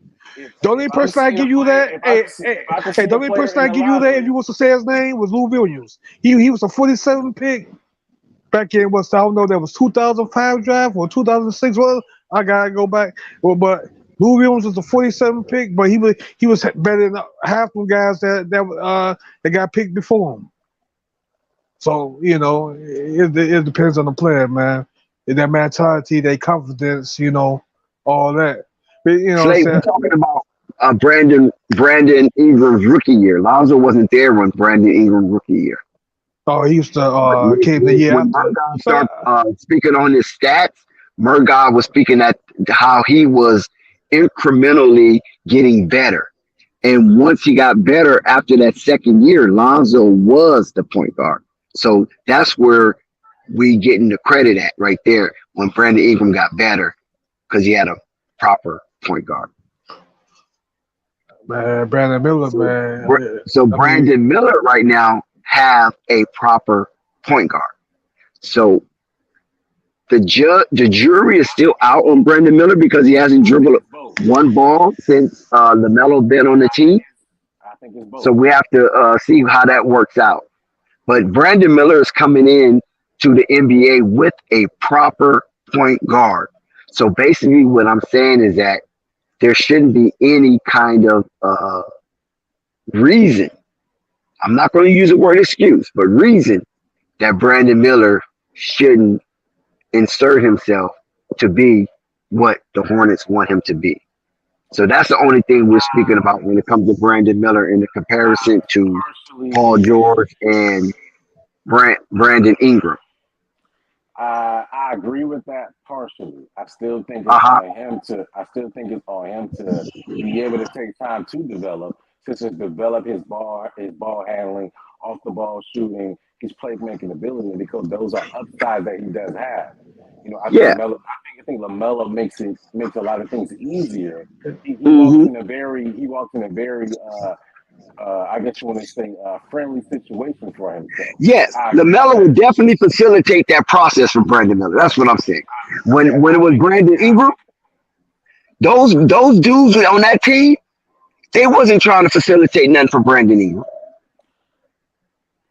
You know what I'm saying? Them dudes was out for themselves. This is why Lonzo was very important to be drafted in that team with those youngsters like that. Because everybody was out for themselves. So that's why Magic was trying to put Brandon Ingram, use him as a point guard or a point forward or whatever point he was trying to use him as. You know what I'm saying? So he can have the ball in his hand more.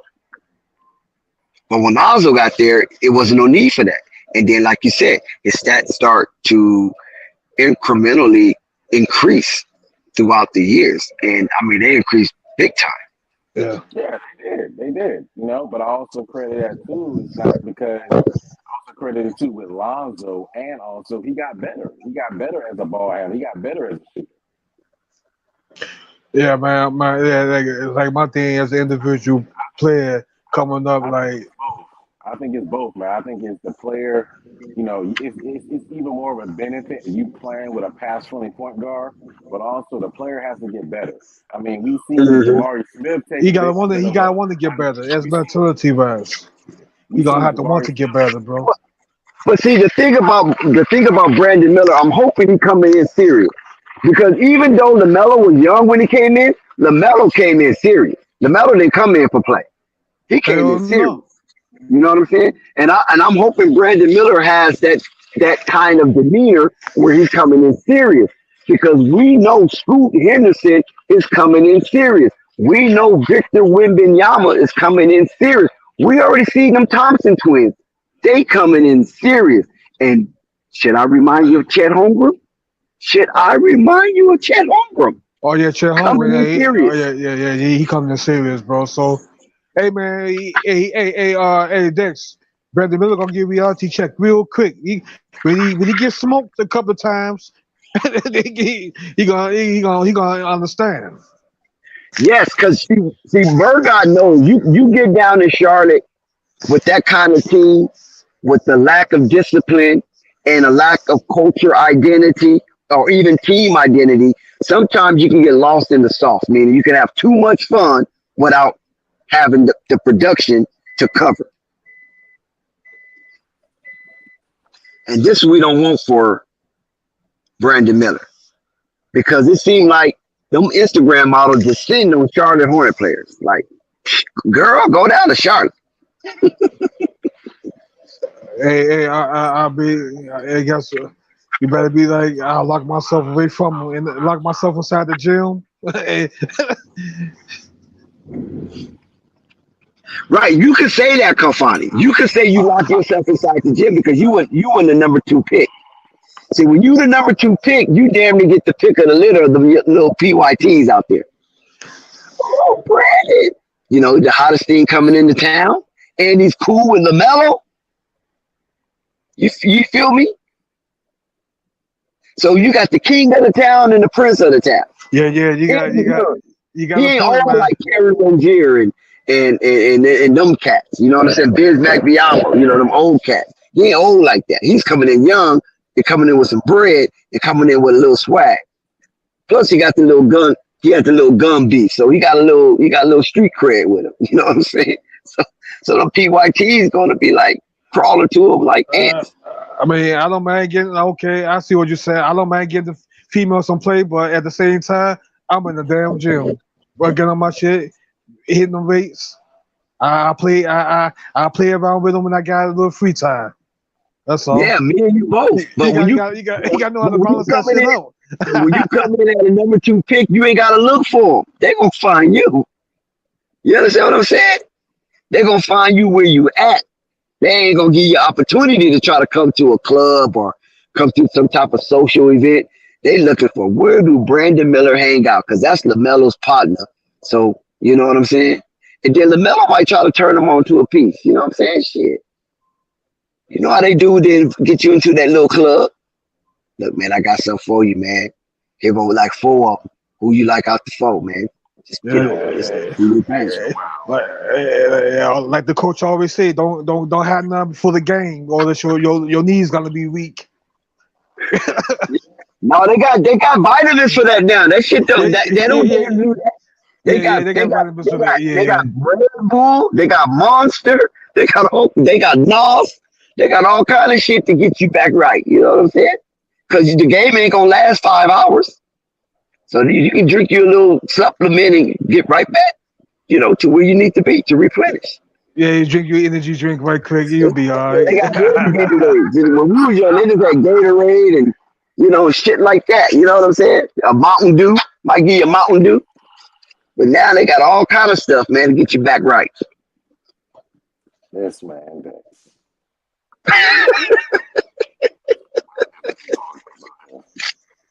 So Brandon Miller can't get caught up in them. Brandon Miller needs to look at that LeVar Ball video where he talked about be careful. Oh, He the he one need to be who watching Zion. We know something about not to do. Watch out for He look the at Zion. one Zion that he didn't looked watch at that it. He video. need See, to that's be the thing. Zion didn't watch the Zion, video. Zion the one that should have watched it. You know, Yeah, Zion, Morant the one that John Morant, yeah, PJ Washington. See, they didn't watch the video, man. They the one that should Miles have Bridges. watched it. I mean, John Moran, he's still with his baby mama though. I think he's still living, so he might be okay as far as that go. But these other guys, I don't know. Shit, man. Well, Miles Bridges ain't gonna get caught up in that a second time now. Okay, I think he learned his lesson. Well, we said that about John Morant too, right? Oh, John Morant ain't gonna do that shit again. He know better now. John Morant a whole fool. He too Hey, busy. He too busy trying to do the giddy. 25 games, bro. That's a lot of money out of his pocket. Now I'm quite sure he's thinking about that now. Sometimes people just don't see it. Sometimes people can't get out of their own way.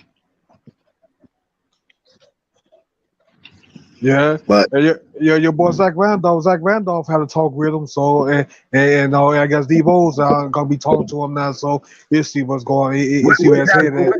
When Zach Randolph can tell him that his daddy can't. But I heard Zach Randolph was talking. He said he was talking to him though. Okay. Can he tell him that his daddy can't? That's what I'm saying. Maybe he tell him what his daddy didn't experience. Maybe he tell some shit that his daddy don't know nothing about. I mean, that's my thing, you know. You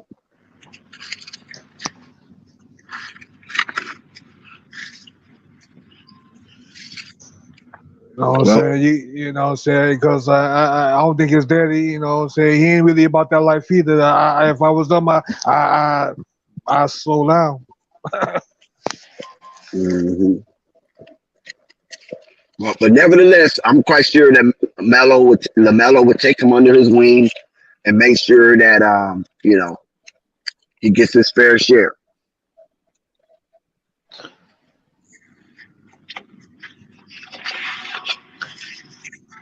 So Murgod, this is Lamelo rookie, right? Is this Lamelo rookie? Is Brandon Miller Lamelo rookie? For the most part, yeah. Brandon Miller was the pick he wanted. Now, was Book Knight his rookie? Who was Book Knight? Who rookie Book Knight was? I think that was a Mitch Kupchak. No. You know how the guys on the team have their rookies, how they rooks. Yeah, I don't know. Book Knight was LaMelo rookie too. LaMelo been there 4 years, 4 years. So I mean, it was cool. I don't know. Yeah. I don't know if he was his rookie or not. Oh, okay. I don't know how close. I don't know how close they were. I know Brandon Miller and Melo's close. I don't know how close they were. Nah, they was pretty close. So you can say that. I mean, hopefully Book Knight's better this year, man. His mind is in it. So we all in agreement. LaMelo, this Brandon Miller, this is LaMelo's guy, Brandon Miller. So they got their guy. So you know, so hopefully LaMelo's ass, maybe it was a good fit. He told Mike, "I want this guy." So that's why Mike was at the workouts too. But like, you know what? Yeah, okay. I mean, not only Mike was at the workout, Lamelo was at the workout. Yeah, Lamelo was like that. Yeah, yeah.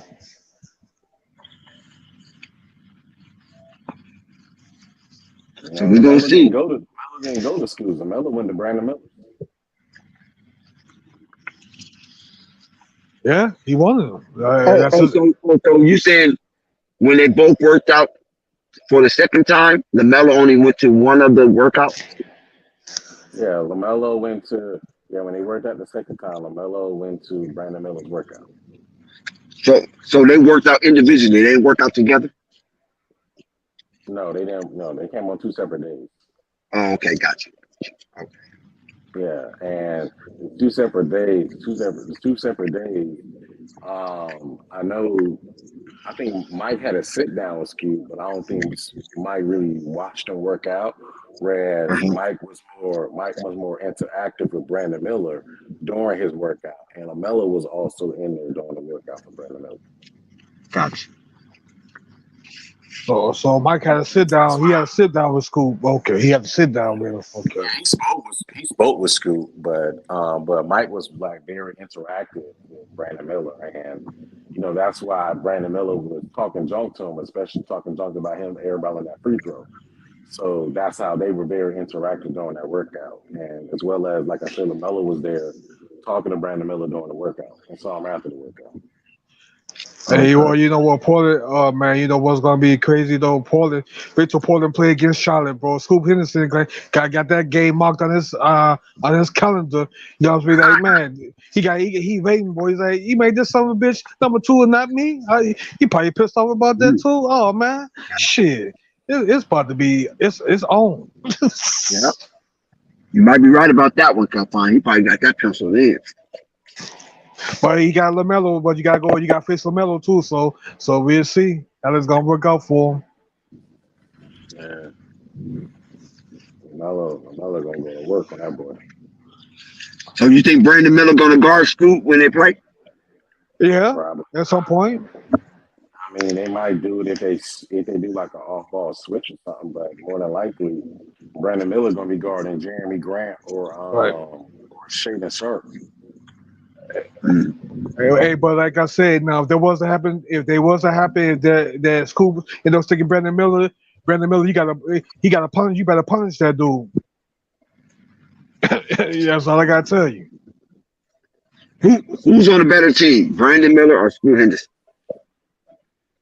Can we say Portland is still better than Charlotte right now? I say Portland, but we could be wrong this year though. You gotta see. I mean, I'm kind of leaning towards Charlotte. I mean, Charlotte got the best player out of both teams. I mean, best player, and now we're excluding Dame off that team, Portland, right? Right. Yeah. So both teams. It looks like Dame might start the season with Portland. Starting point guard, what? Shit, because he ain't coming off the bench. He's starting the season. Scoop come off the bench, buddy. No, yeah, but you might have a point there because you can't tell Anthony Simons to come off the bench. Anthony Simons, mind you, Anthony Simons been with the Portland since he was 19, so he's been there 4 years. So you can't tell him to come off the bench. Man, Anthony Simons is $120, $130 million. No, you ain't can't tell him to come off the bench. Well, you can't tell him to come off the bench. Hell no, that boy, that shit. And that's a 20-point per game score. No. Oh yeah, he gonna get his buckets, bro. Sometimes he go for 30 sometimes on a good night. So yeah, you ain't. I already know they're not gonna start a 3-guard lineup like that. So so Scoop, you come off the bench. Well, yeah, he Scoop on how to come off the bench because they may come off the bench. And Anthony Simons not coming off the bench. They both telling the coach, hell no, I'm not. You know that's not happening. Shit.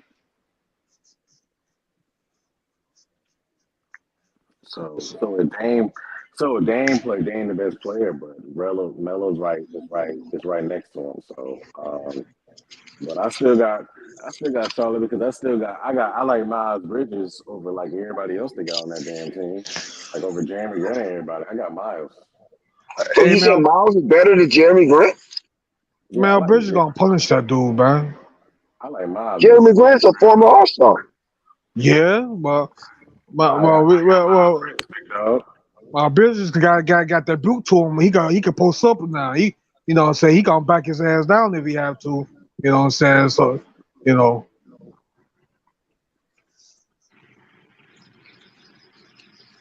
No disrespect to Go ahead. Jeremy Grant though. That's why he was an All Star. No disrespect to Jeremy Grant though, No, he but didn't.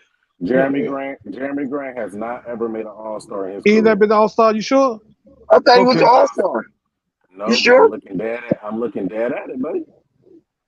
I Oh, he could have was no. sworn Jeremy Grant made the All Star going to I thought he was No, one. I thought he was 1 year. Maybe that was somebody else or something. I don't know. Maybe no, he never yeah. made. I'm looking at it right here. He never made an Oh All Star. wow. Okay. Thank you for that information.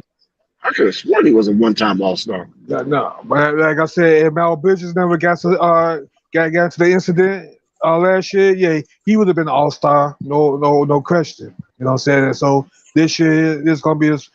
You know what I'm saying? First year back since the suspension. So you know what I'm saying? He might give you All Star. He might make the All Star team possibly.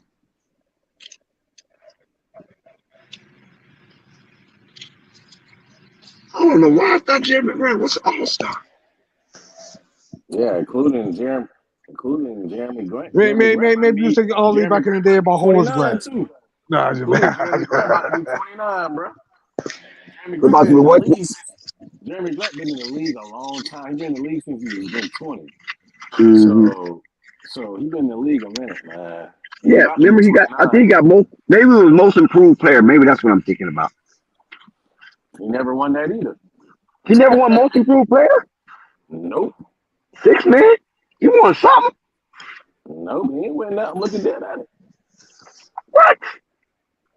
Looking dead at it. When he was in Denver, he didn't win anything. No, he did not win anything when he was in Denver. Wow. I don't know why I had him out there like that. Including he was only in Denver for 1 year. That's the He year he got barely. all the money. Remember, that's the year he got all the money. That's how he got all that money. He went to He was. Denver, then he went to Yeah, he didn't Detroit. even listen. He didn't even. He only started 24 games in Denver. He came off the bench. Yeah, that's what I thought he had 6 man of the year, but he didn't get it, huh? No, he didn't get it. Okay. Yeah, don't give me How, wrong. Jeremy Grant is a how did decent I player. have Jeremy Grant with some accolades? Because he's been getting paid since he left Denver. Once he left Denver, he's been getting some fat checks.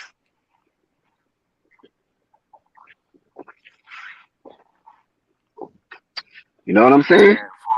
For 2019, the 6 man in the year was Lou Williams, Mm-hmm.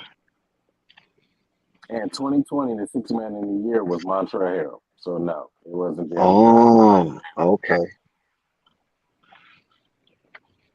Well, maybe he was had a good playoff run in that bubble then.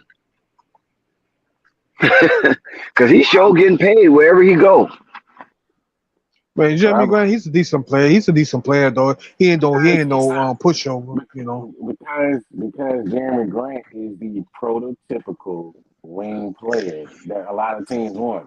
He's 6'9", long wingspan, plays defense, and he shoots 35 to 38% from three, especially when you go in the corner.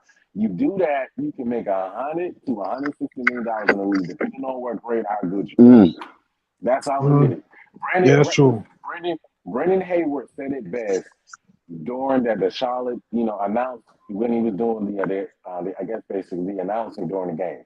If you can play defense, you're a wing player, you play defense, and you can shoot the corner three, that's $100 million in the NBA. Easily. Mm. Wow. Especially Well, now in it is. today's league. Especially now in Well, today's league. That's $100 million, man. then why PJ Washington didn't get anything but breadcrumbs? He didn't even get porridge. He got breadcrumbs. He got that Hansel and Gretel paycheck. Well, I think the reason for him is from what I've seen is because he played on the Charlotte Hornets, a bad team. I think it's not a situation where his what he was doing was a big factor on a playoff team like a Grant Williams, to where basically, all right, his actually mattered in real basketball games. He was just playing on a bad team, and also his efficiency dipped last year. So that's another reason. I think that's a more of a reason why teams are just like kind of slow ball. I think teams that give him money, but I think what he's asking for is a bit too rich. As well as I think a lot of teams don't want to do the bidding for Charlotte, meaning it's like they got a feeling like Charlotte's gonna match anything they're gonna do. Such as, all right, cool, you come out and give him like $14 million a year. Charlotte, we gotta match that and bring PJ in.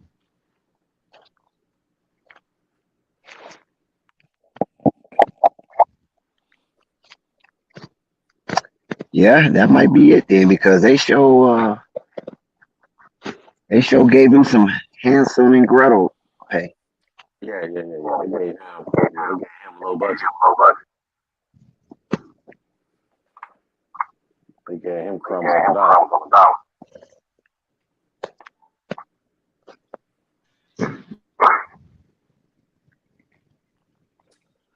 So, but seems like I'm echoing. No, you're not echoing. Really? Yeah, you good. Oh, yeah, it sounded like I was echoing. So, but that's Jeremy Grant. Looking at it right now, and don't see any of that. So I got Miles over Jeremy Grant. Man, who was that? No, that was me. Oh yeah, but I got Miles. They probably in Vegas already, man. I can't wait. I see that. I got Miles over him.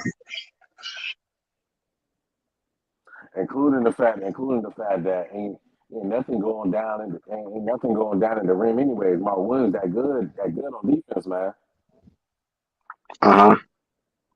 Man, listen, I was looking at some advanced stats on Mark Williams when it comes to just rim protection.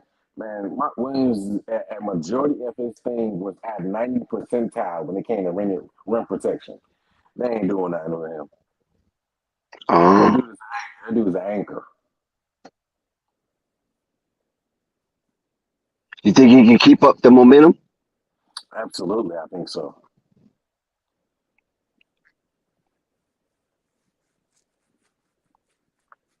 Yeah, I think Mark Williams is going to be a stud, when it comes to that. He's going to be Charlotte's version of what they've been missing in like having a Clint Capella. That's what he's going to be. I think he can actually be better than with Clint. I think he can actually win Defensive Player of the Year at his peak. I think he win a couple Defensive Player of the Year at his peak. You're not stretching this, are you? I'm not stretching it at all, man. Listen, Dex, I can read out to you everything to you right now. So when it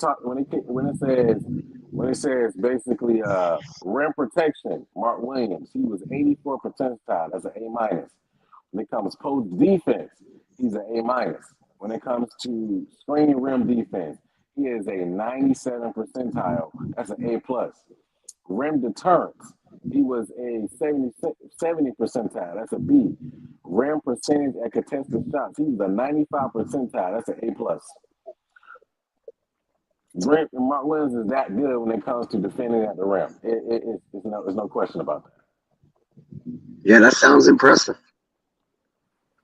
Yeah, Mark Williams is that dude when it comes to rim protection. So I got him doing that darn thing. And I think he can actually, at his peak, as long as he keeps developing, just a little bit stronger, at his peak, I got him winning at least 1 or 2 Defensive Player of the Year. I think he can be that good on defense. Including he averaged 2 block shots a game. I think he can bump that up to 3. I think he can bump that about 3.5. What about how you think he will fare on the pick and roll? Because they're gonna go pick and roll heavy, because they kind of was starting it with Mason Plumlee, and then he ended up getting traded, and then it kind of went away from it a little bit. So you think Clifton's going to bring that back? I'm quite sure he is. And how you think he was going to fare out on it? Yeah, I think pick and roll, he's gonna be fine. I think he's a better Oh rim shit! runner. Hold on, Big Al. Let me see if I can find the link. Go ahead, Murgot. Let me find the link for Big Al. Yeah, I think he's gonna be fine, man. I Yeah, think yeah, he's yeah. That pick and roll. Yeah, you know how to be. fine, man. Everything. He was. You seen if you seen the couple of stints of him playing with Lamelo, he looked good. He got good hands. Paul, he can catch the basketball.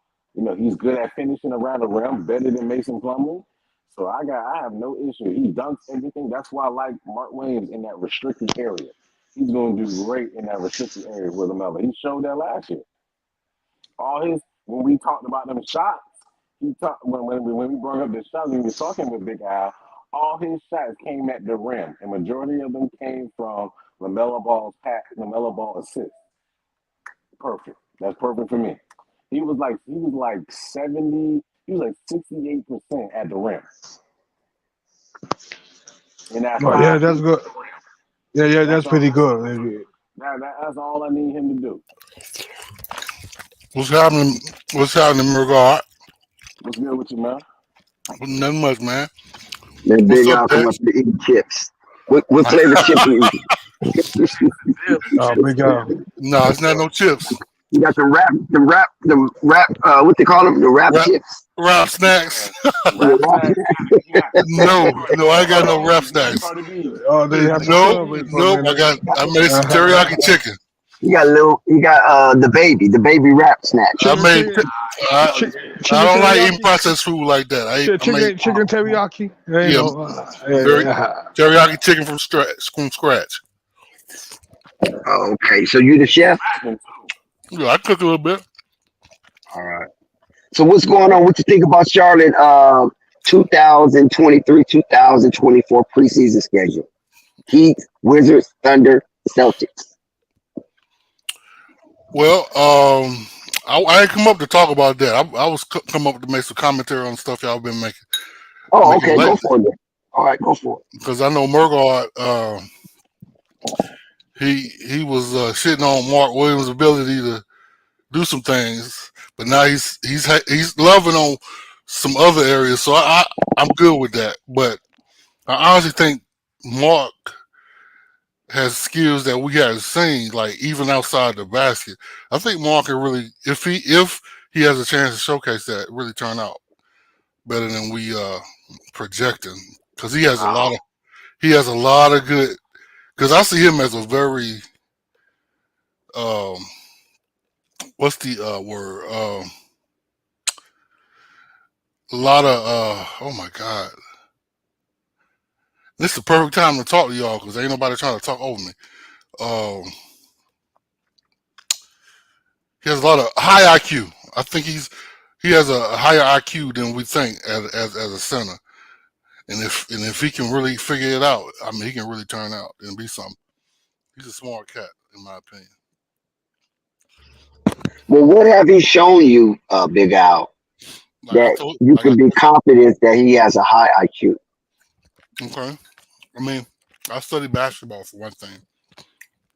And I really was serious about it at one point. But I mean, I was not able to pursue it like I wanted to. But I'm just saying, when you know basketball and you study it, you see things like that. I'm not saying it's just based on how he looks only, but like for instance, like when he got into the league, everybody was shitting on him because I don't know if you remember that one game in preseason against the Celtics. Noah Vonleh and one cat, I forgot his name. He played at Florida State years ago. They got off on him. They were really giving him that business. It seemed like he was not ready for the NBA. Basically, he's too small. But I mean, so he scared me too. But when he went to the G League, he was balled out in the G League, which everybody was shit on that too and saying oh, this is just the G League. Hey, somebody dominates in the G League. But my thing was, it was how he was dominating. And how he was dominating was different because he was doing it in the flow of the game It was a situation where his game speed or how he played, in my opinion, could easily translate to the NBA because you don't have a lot of time to make a decision in the NBA. You got to get it and know what you got to do immediately, and that's how he's playing in the G League. And I saw that, and I was like, yeah, I think he's gonna translate just fine.